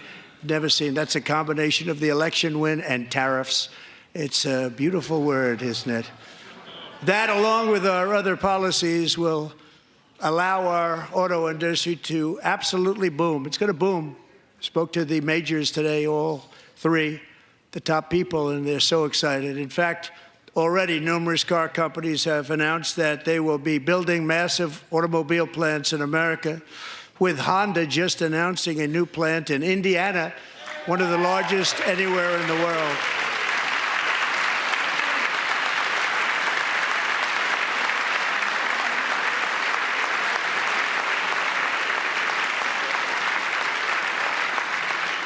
And this has taken place since our great victory on November 5th, a date which will hopefully go down as one of the most important in the history of our country.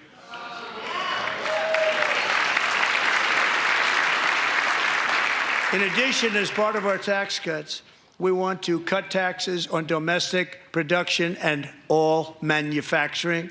And just as we did before, we will provide 100% expensing. It will be retroactive to January 20th, 2025. And it was one of the main reasons why our tax cuts were so successful in our first term, giving us the most successful economy in the history of our country, first term. We had a great first term.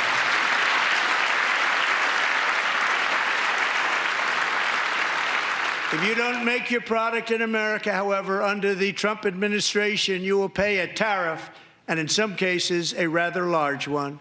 Other countries have used tariffs against us for decades, and now it's our turn to start using them against those other countries. On average, the European Union, China, Brazil, India, Mexico, and Canada, have you heard of them? And countless other nations charge us tremendously higher tariffs than we charge them. It's very unfair. India charges us auto tariffs higher than 100%. China's average tariff on our products is twice what we charge them. And South Korea's average tariff is 4 times higher. Think of that, 4 times higher.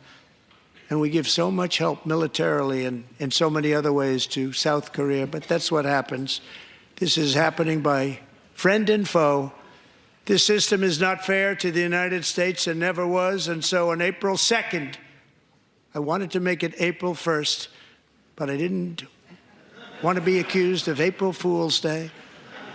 That's not, just one day cost us a lot of money.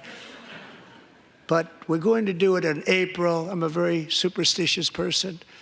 April 2nd, reciprocal tariffs kick in. And whatever they tariff us, other countries, we will tariff them. That's reciprocal, back and forth. Whatever they tax us, we will tax them. If they do non-monetary tariffs to keep us out of their market, then we will do non-monetary barriers to keep them out of our market. There's a lot of that, too. They don't even allow us in their market. We will take in trillions and trillions of dollars and create jobs like we have never seen before. I did it with China, and I did it with others, and the Biden administration couldn't do anything about it because there was so much money they couldn't do anything about it. We have been ripped off for decades by nearly every country on earth, and we will not let that happen any longer.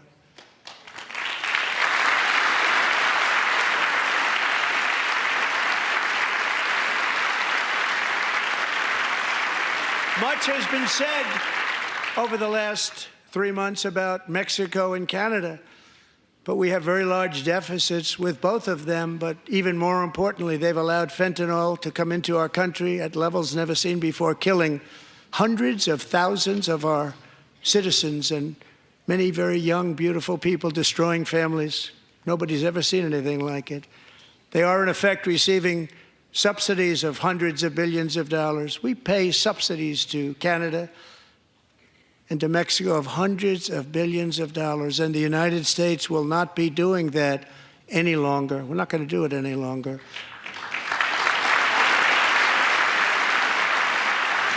Thanks to our America First policies we're putting into place, we have had $1.7 trillion of new investment in America in just the past few weeks. The combination of the election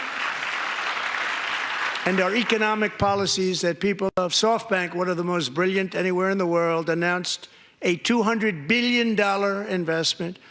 OpenAI and Oracle, Larry Ellison, announced $500 billion investment, which they wouldn't have done if Kamala had won.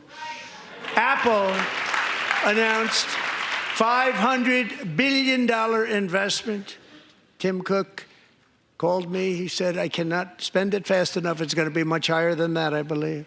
They'll be building their plants here instead of in China. And just yesterday, Taiwan Semiconductor, the biggest in the world, most powerful in the world, has a tremendous amount, 97% of the market, announced a $165 billion investment to build the most powerful chips on earth right here in the USA.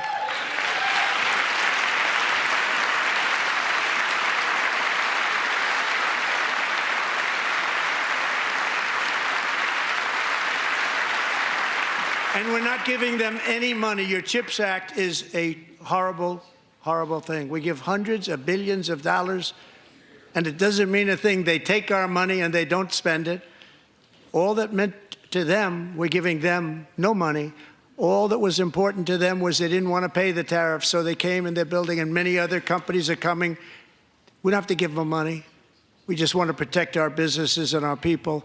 And they will come because they won't have to pay tariffs if they build in America. So it's very amazing. You should get rid of the CHIP Act, and whatever's left over, Mr. Speaker, you should use it to reduce debt or any other reason you want to.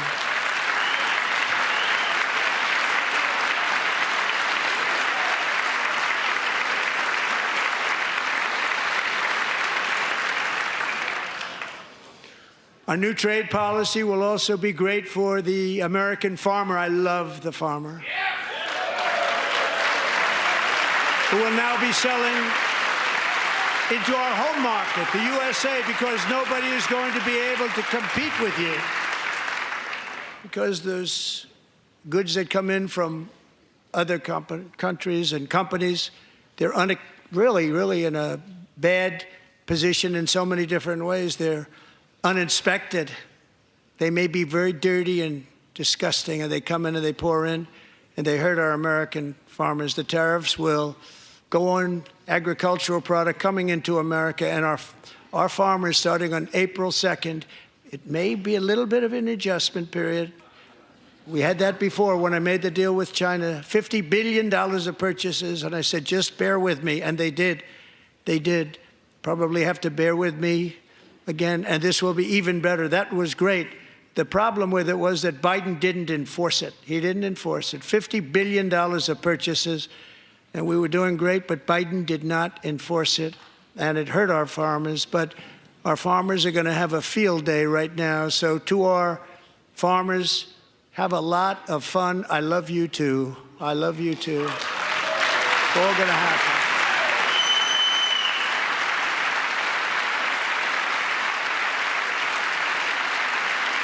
And I have also imposed a 25% tariff on foreign aluminum, copper, lumber, and steel, because if we don't have, as an example, steel and lots of other things, we don't have a military, and frankly, we just won't have a country very long. Here today is a proud American steelworker, fantastic person from Decatur, Alabama, Jeff Denard. Has been working at the same steel plant for 27 years in a job that has allowed him to serve as the captain of his local volunteer fire department, raise 7 children with his beautiful wife, Nicole, and over the years provide a loving home for more than 40 foster children. So great, Jeff.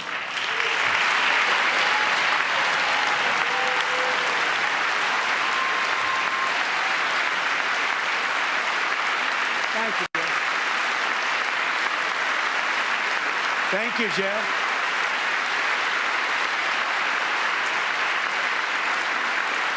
Stories like Jeff's remind us that tariffs are not just about protecting American jobs. They're about protecting the soul of our country. Tariffs are about making America rich again and making America great again, and it's happening, and it will happen rather quickly. There'll be a little disturbance, but we're okay with that. It won't be much. No, you're not. Oh. And look where Biden took us, very low, the lowest we've ever been. Jeff, I want to thank you very much. And I also want to recognize another person who has devoted herself to foster care community. She works so hard on it. A very loving person, our magnificent First Lady of the United States.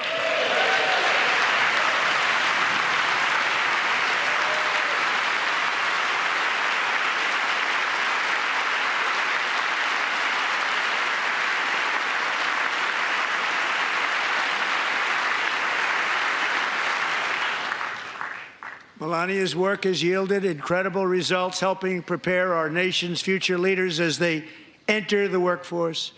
Our First Lady is joined by 2 impressive young women, very impressive. Haley Ferguson, who benefited from the First Lady's Fostering the Future initiative and is poised to complete her education and become a teacher. And Elliston Berry, who became a victim of an illicit deepfake image produced by a peer. With Elliston's help, the Senate just passed the Take It Down Act, and this is so important. Thank you very much, John. John Thune, thank you. Stand up, John. Thank you, John.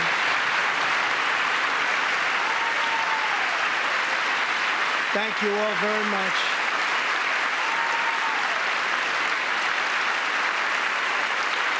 Thank you.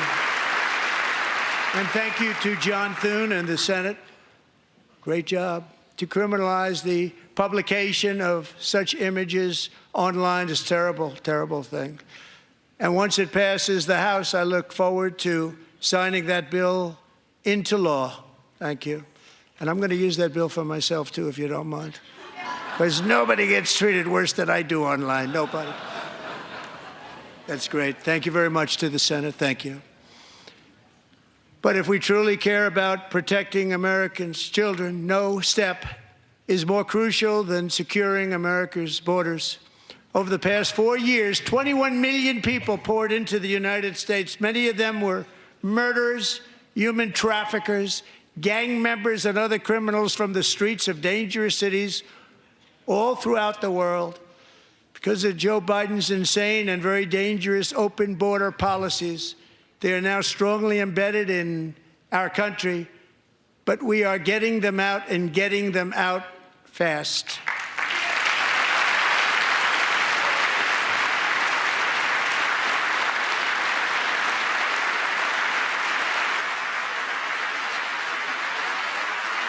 And I want to thank Tom Homan and Christy. I want to thank you and Paul of Border Patrol.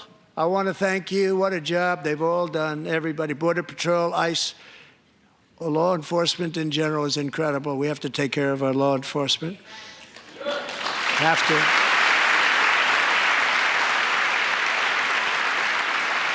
Last year,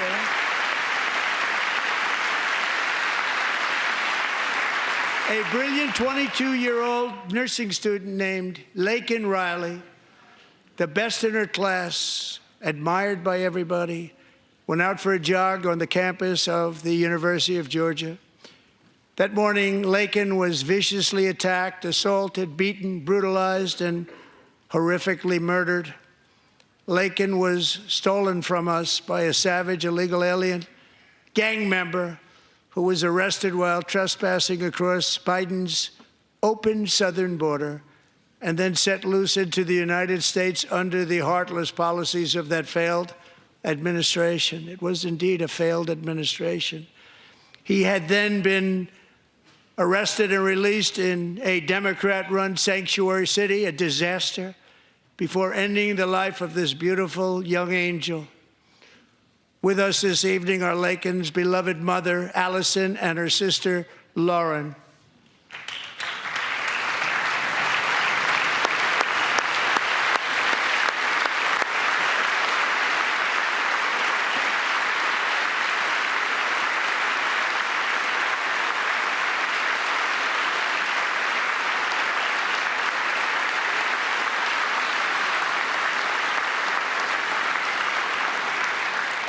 Last year, I told Laken's grieving parents that we would ensure their daughter would not have died in vain. That's why the very first bill I signed into law as your 47th president mandates the detention of all dangerous criminal aliens who threaten public safety. It's a very strong, powerful act.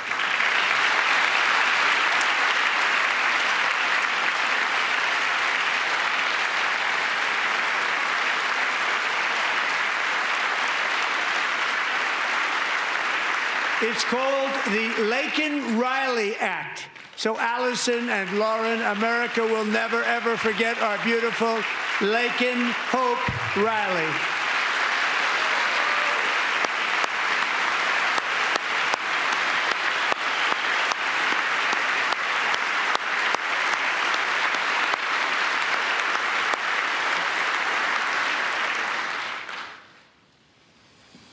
Thank you very much.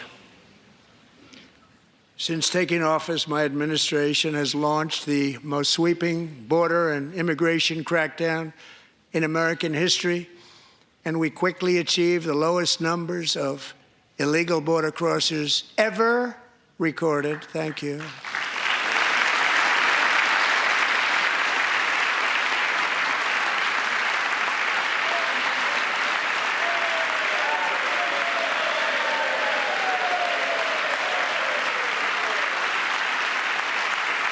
The media and our friends in the Democrat Party kept saying we needed new legislation. We must have legislation to secure the border. But it turned out that all we really needed was a new president.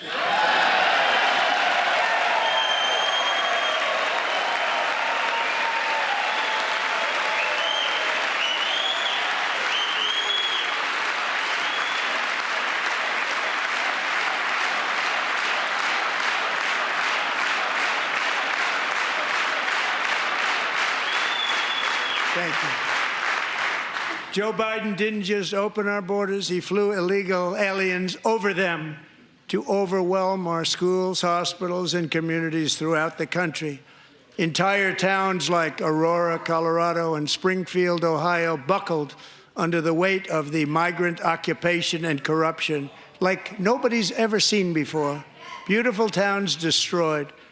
Now, just as I promised in my inaugural address, we are achieving the great liberation of America.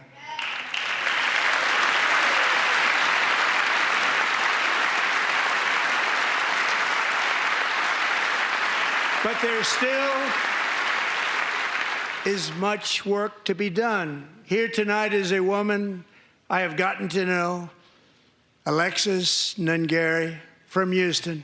Wonderful woman. Last June, Alexis's 12-year-old daughter, her precious Jocelyn, walked to a nearby convenience store. She was kidnapped, tied up, assaulted for 2 hours under a bridge, and horrifically murdered. Arrested and charged with this heinous crime are 2 illegal alien monsters from Venezuela, released into America by the last administration through their ridiculous open border. The death of this beautiful 12-year-old girl and the agony of her mother and family touched our entire nation greatly. Alexis, I promised that we would always remember your daughter, your magnificent daughter, and earlier tonight I signed an order keeping my word to you. One thing I have learned about Jocelyn is that she loved animals so much. She loved nature. Across Galveston Bay, from where Jocelyn lived in Houston, you will find a magnificent national wildlife refuge, a pristine, peaceful, 34,000-acre sanctuary for all of God's creatures on the edge of the Gulf of America. Alexis, moments ago, I formally renamed that refuge in loving memory of your beautiful daughter, Jocelyn. So, Mr. Vice President, if you would, may I have the order?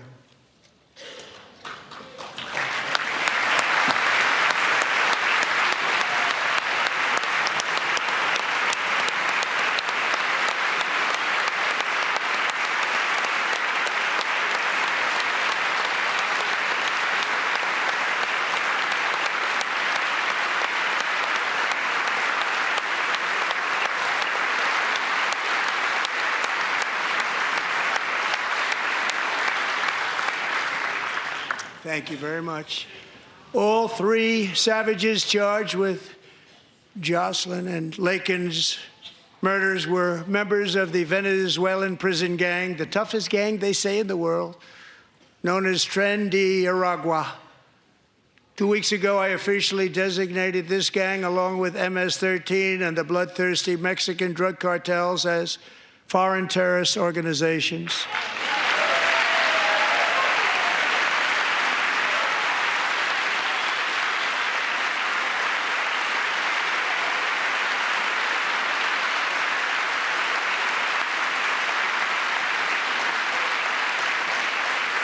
They are now officially in the same category as ISIS, and that's not good for them. Countless thousands of these terrorists were welcomed into the U.S. by the Biden administration.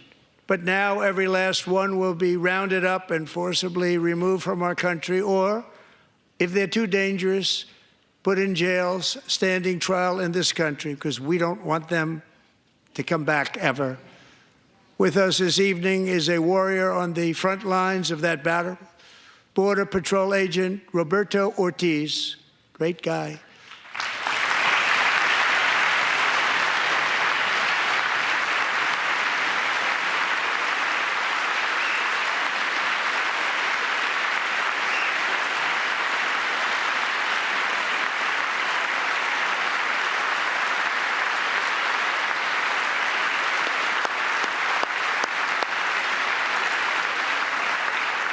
In January, Roberto and another agent were patrolling by the Rio Grande near an area known as Cartel Island. Doesn't sound too nice to me.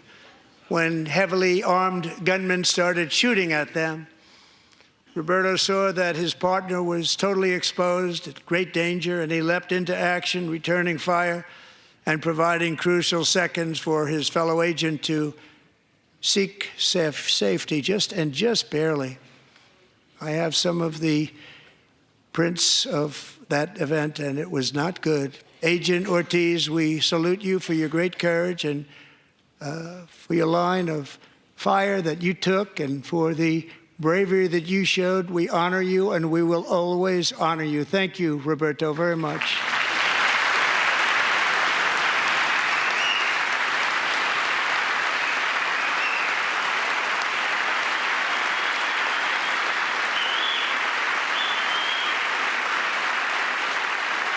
Thank you, Roberto. And I actually got to know him on my many calls to the border. He's a great gentleman. The territory to the immediate south of our border is now dominated entirely by criminal cartels that murder, rape, torture, and exercise total control. They have total control over a whole nation, posing a grave threat to our national security.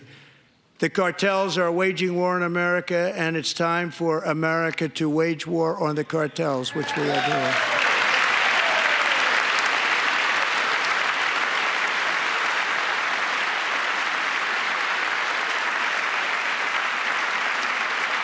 Five nights ago, Mexican authorities, because of our tariff policies being imposed on them, think of this, handed over to us 29 of the biggest cartel leaders in their country. That has never happened before. They want to make us happy. First time ever. But we need Mexico and Canada to do much more than they've done, and they have to stop the fentanyl and drugs pouring into the USA. They're going to stop it. I have sent Congress a detailed funding request laying out exactly how we will eliminate these threats to protect our homeland and complete the largest deportation operation in American history, larger even than current record holder, President Dwight D. Eisenhower, a moderate man, but someone who believed very strongly in borders. Americans expect Congress to send me this funding without delay so I can sign it into law. So, Mr. Speaker, John Thune, both of you, I hope you're going to be able to do that, Mr. Speaker. Thank you. Mr. Leader, thank you. Thank you very much. And let's get it to me. I'll sign it so fast, you won't even believe it.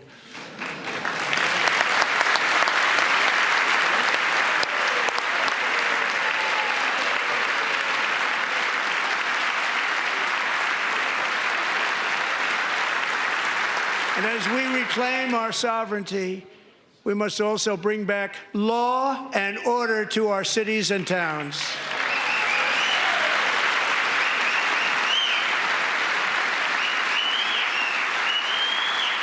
In recent years, our justice system has been turned upside down by radical left lunatics. Many jurisdictions virtually ceased enforcing the law against dangerous repeat offenders while weaponizing law enforcement against political opponents like me. My administration has acted swiftly and decisively to restore fair, equal, and impartial justice under the constitutional rule of law, starting at the FBI and the DOJ. Pam, good luck. Cash, wherever you may be, good luck. Good luck. Pam Bondi. Good luck. So important. Going to do a great job. Cash, thank you. Thank you, Cash.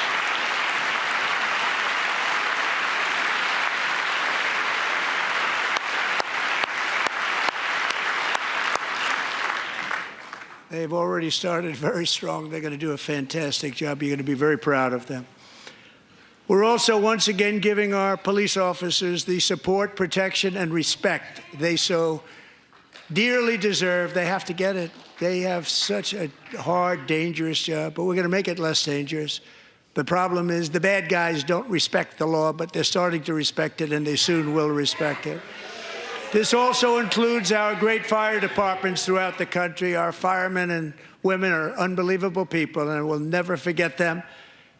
And besides that, they voted for me in record numbers, so I have no choice.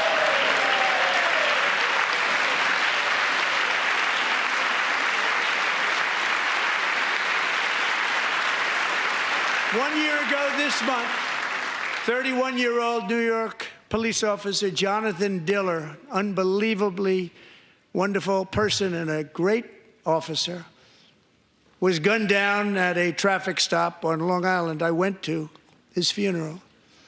The vicious criminal charged with his murder had 21 prior arrests, and they were rough arrests, too. He was a real bad one. The thug in the seat next to him had 14 prior arrests and went by the name of Killer. He was Killer. He killed other people, they say, a lot of them. I attended Officer Diller's service, and when I met his wife and one-year-old son, Ryan, it was very inspirational, actually. His widow's name is Stephanie, and she is here tonight. Stephanie, thank you very much, Stephanie. Thank you very much.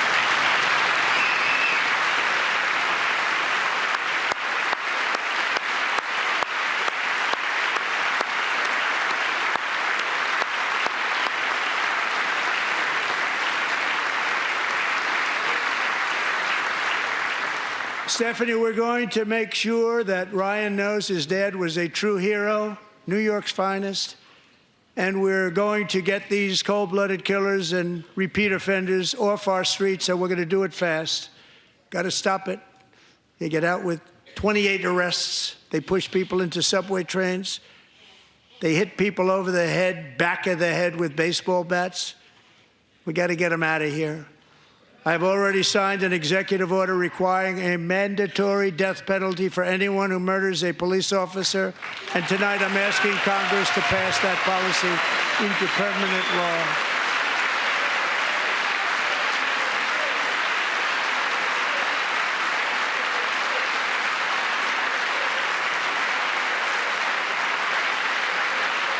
I'm also asking for a new crime bill getting tough on repeat offenders while enhancing protections for America's police officers so they can do their jobs without fear of their lives being totally destroyed. They don't want to be killed.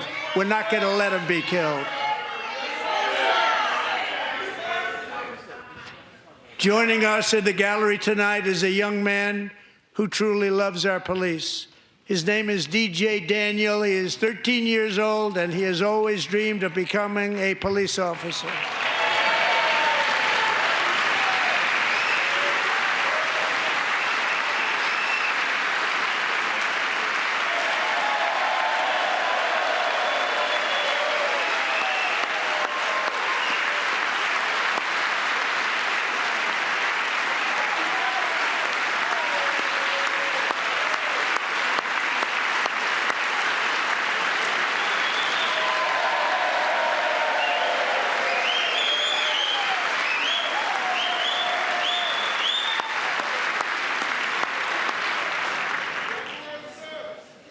But in 2018, DJ was diagnosed with brain cancer.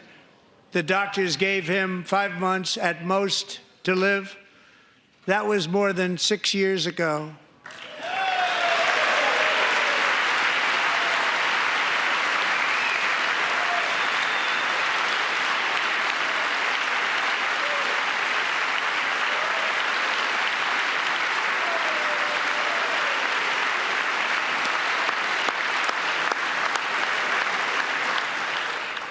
Since that time, DJ and his dad have been on a quest to make his dream come true, and DJ has been sworn in as an honorary law enforcement officer, actually a number of times. The police love him, the police departments love him. And tonight, DJ, we're going to do you the biggest honor of them all. I am asking our new Secret Service Director, Sean Curran, to officially make you an agent of the United States Secret Service.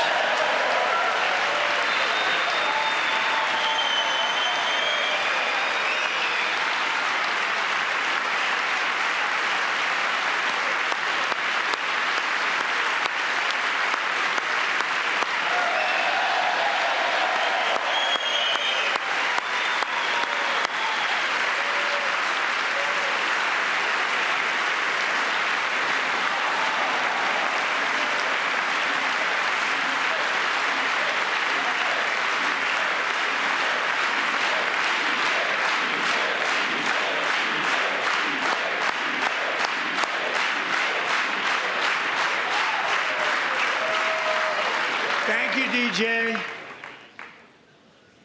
DJ's doctors believe his cancer likely came from a chemical he was exposed to when he was younger.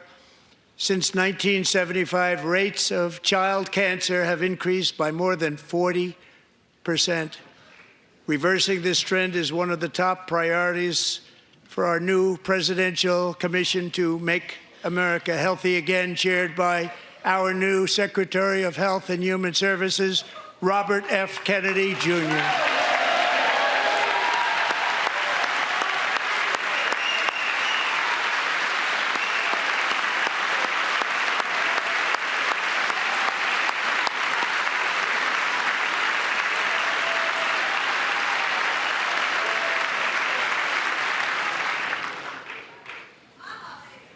With the name Kennedy, you would have thought everybody over here would have been cheering. How quickly they forget.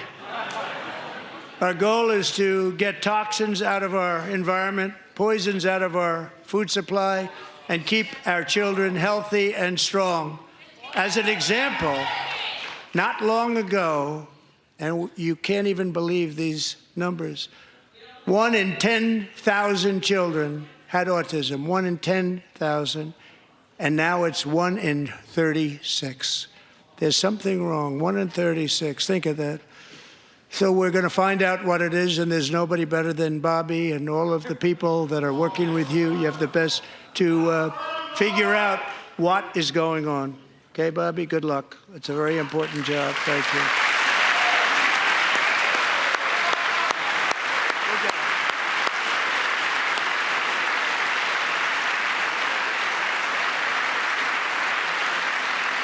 Thank you. My administration is also working to protect our children from toxic ideologies in our schools. A few years ago, January Littlejohn and her husband discovered that their daughter's school had secretly socially transitioned their 13-year-old little girl. Teachers and administrators conspired to deceive January and her husband while encouraging her daughter to use a new name and pronouns. They, them pronoun, actually, all without telling January, who is here tonight and is now a courageous advocate against this form of child abuse. January, thank you. Thank you. Thank you very much.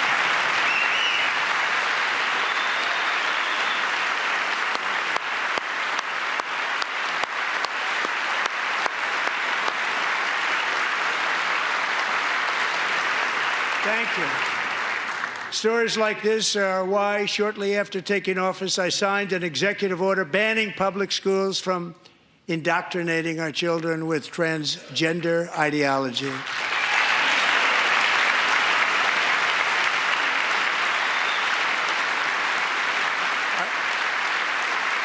I also signed an order to cut off all taxpayer funding to any institution that engages in the sexual mutilation of our youth.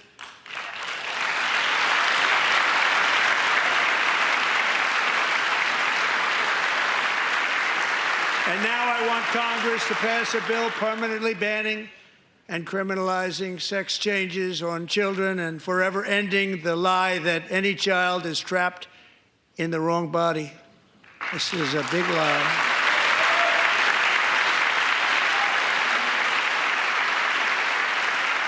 And our message to every child in America is that you are perfect exactly the way God made you.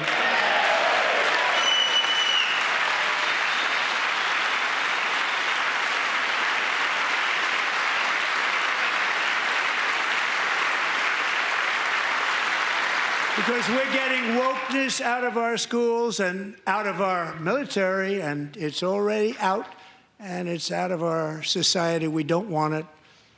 Wokeness is trouble. Wokeness is bad. It's gone. It's gone. And we feel so much better for it, don't we? Don't we feel better? Our service members won't be activists and ideologues. They will be fighters and warriors. They will fight for our country. And Pete, congratulations. Secretary of Defense, congratulations.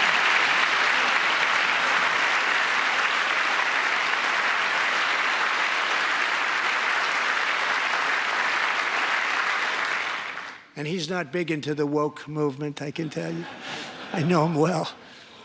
I am pleased to report that in January, the U.S. Army had its single best recruiting month in 15 years, and that all armed services are having among the best recruiting results ever in the history of our services. What a difference.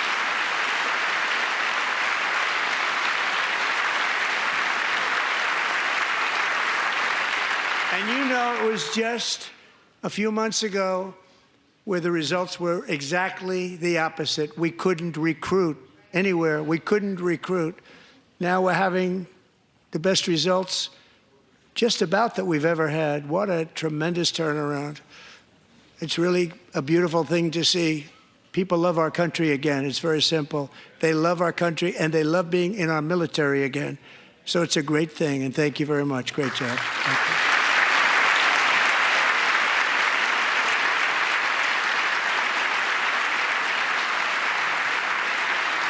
We're joined tonight by a young man, Jason Hartley, who knows the weight of that call of duty. Jason's father, grandfather, and great-grandfather all wore the uniform. Jason tragically lost his dad, who was also a Los Angeles County Sheriff's deputy when he was just a boy, and now he wants to carry on the family legacy of service. Jason is a senior in high school, a 6-letter varsity athlete, a really good athlete, they say, a brilliant student with a 4.46, that's good, GPA. And his greatest dream is to attend the U.S. Military Academy at West Point.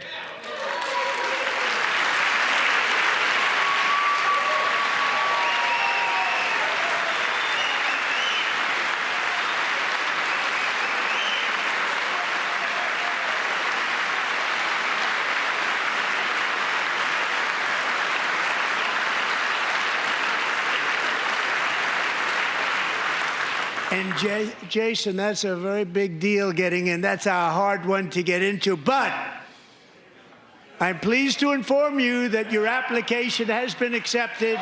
You will soon be joining the Corps of Cadets.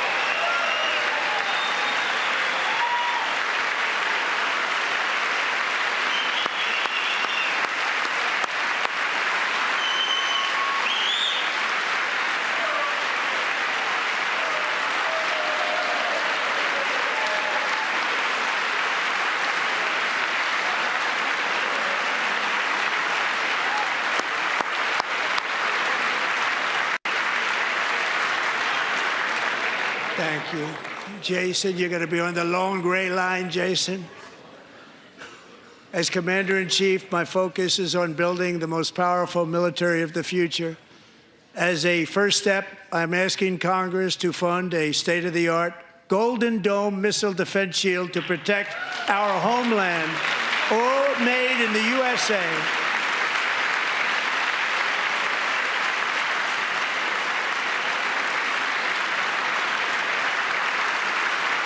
And Ronald Reagan wanted to do it long ago, but the technology just wasn't there, not even close. But now we have the technology. It's incredible, actually. And other places, they have it. Israel has it. Other places have it. And the United States should have it too, right, Tim, right?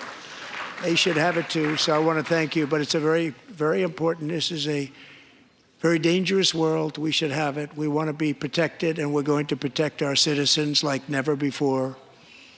To boost our defense industrial base, we are also going to resurrect the American shipbuilding industry, including commercial shipbuilding and military shipbuilding.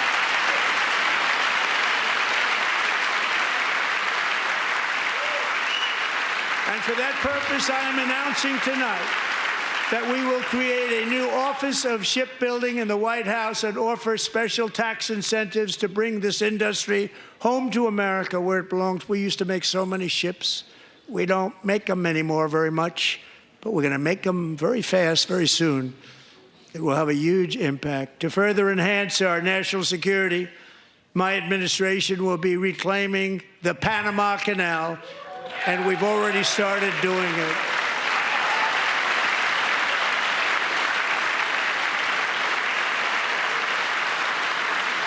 Just today, a large American company announced they are buying both ports around the Panama Canal and lots of other things having to do with the Panama Canal and a couple of other canals. The Panama Canal was built by Americans for Americans, not for others, but others could use it. But it was built at tremendous cost of American blood and treasure. 38,000 workers died building the Panama Canal. They died of malaria. They died of snake bites and mosquitoes. Not a nice place to work. They paid them very highly to go there, knowing there was a 25% chance that they would die.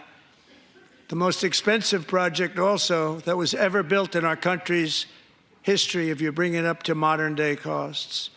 It was given away by the Carter administration for $1. But that agreement has been violated very severely. We didn't give it to China. We gave it to Panama, and we're taking it back.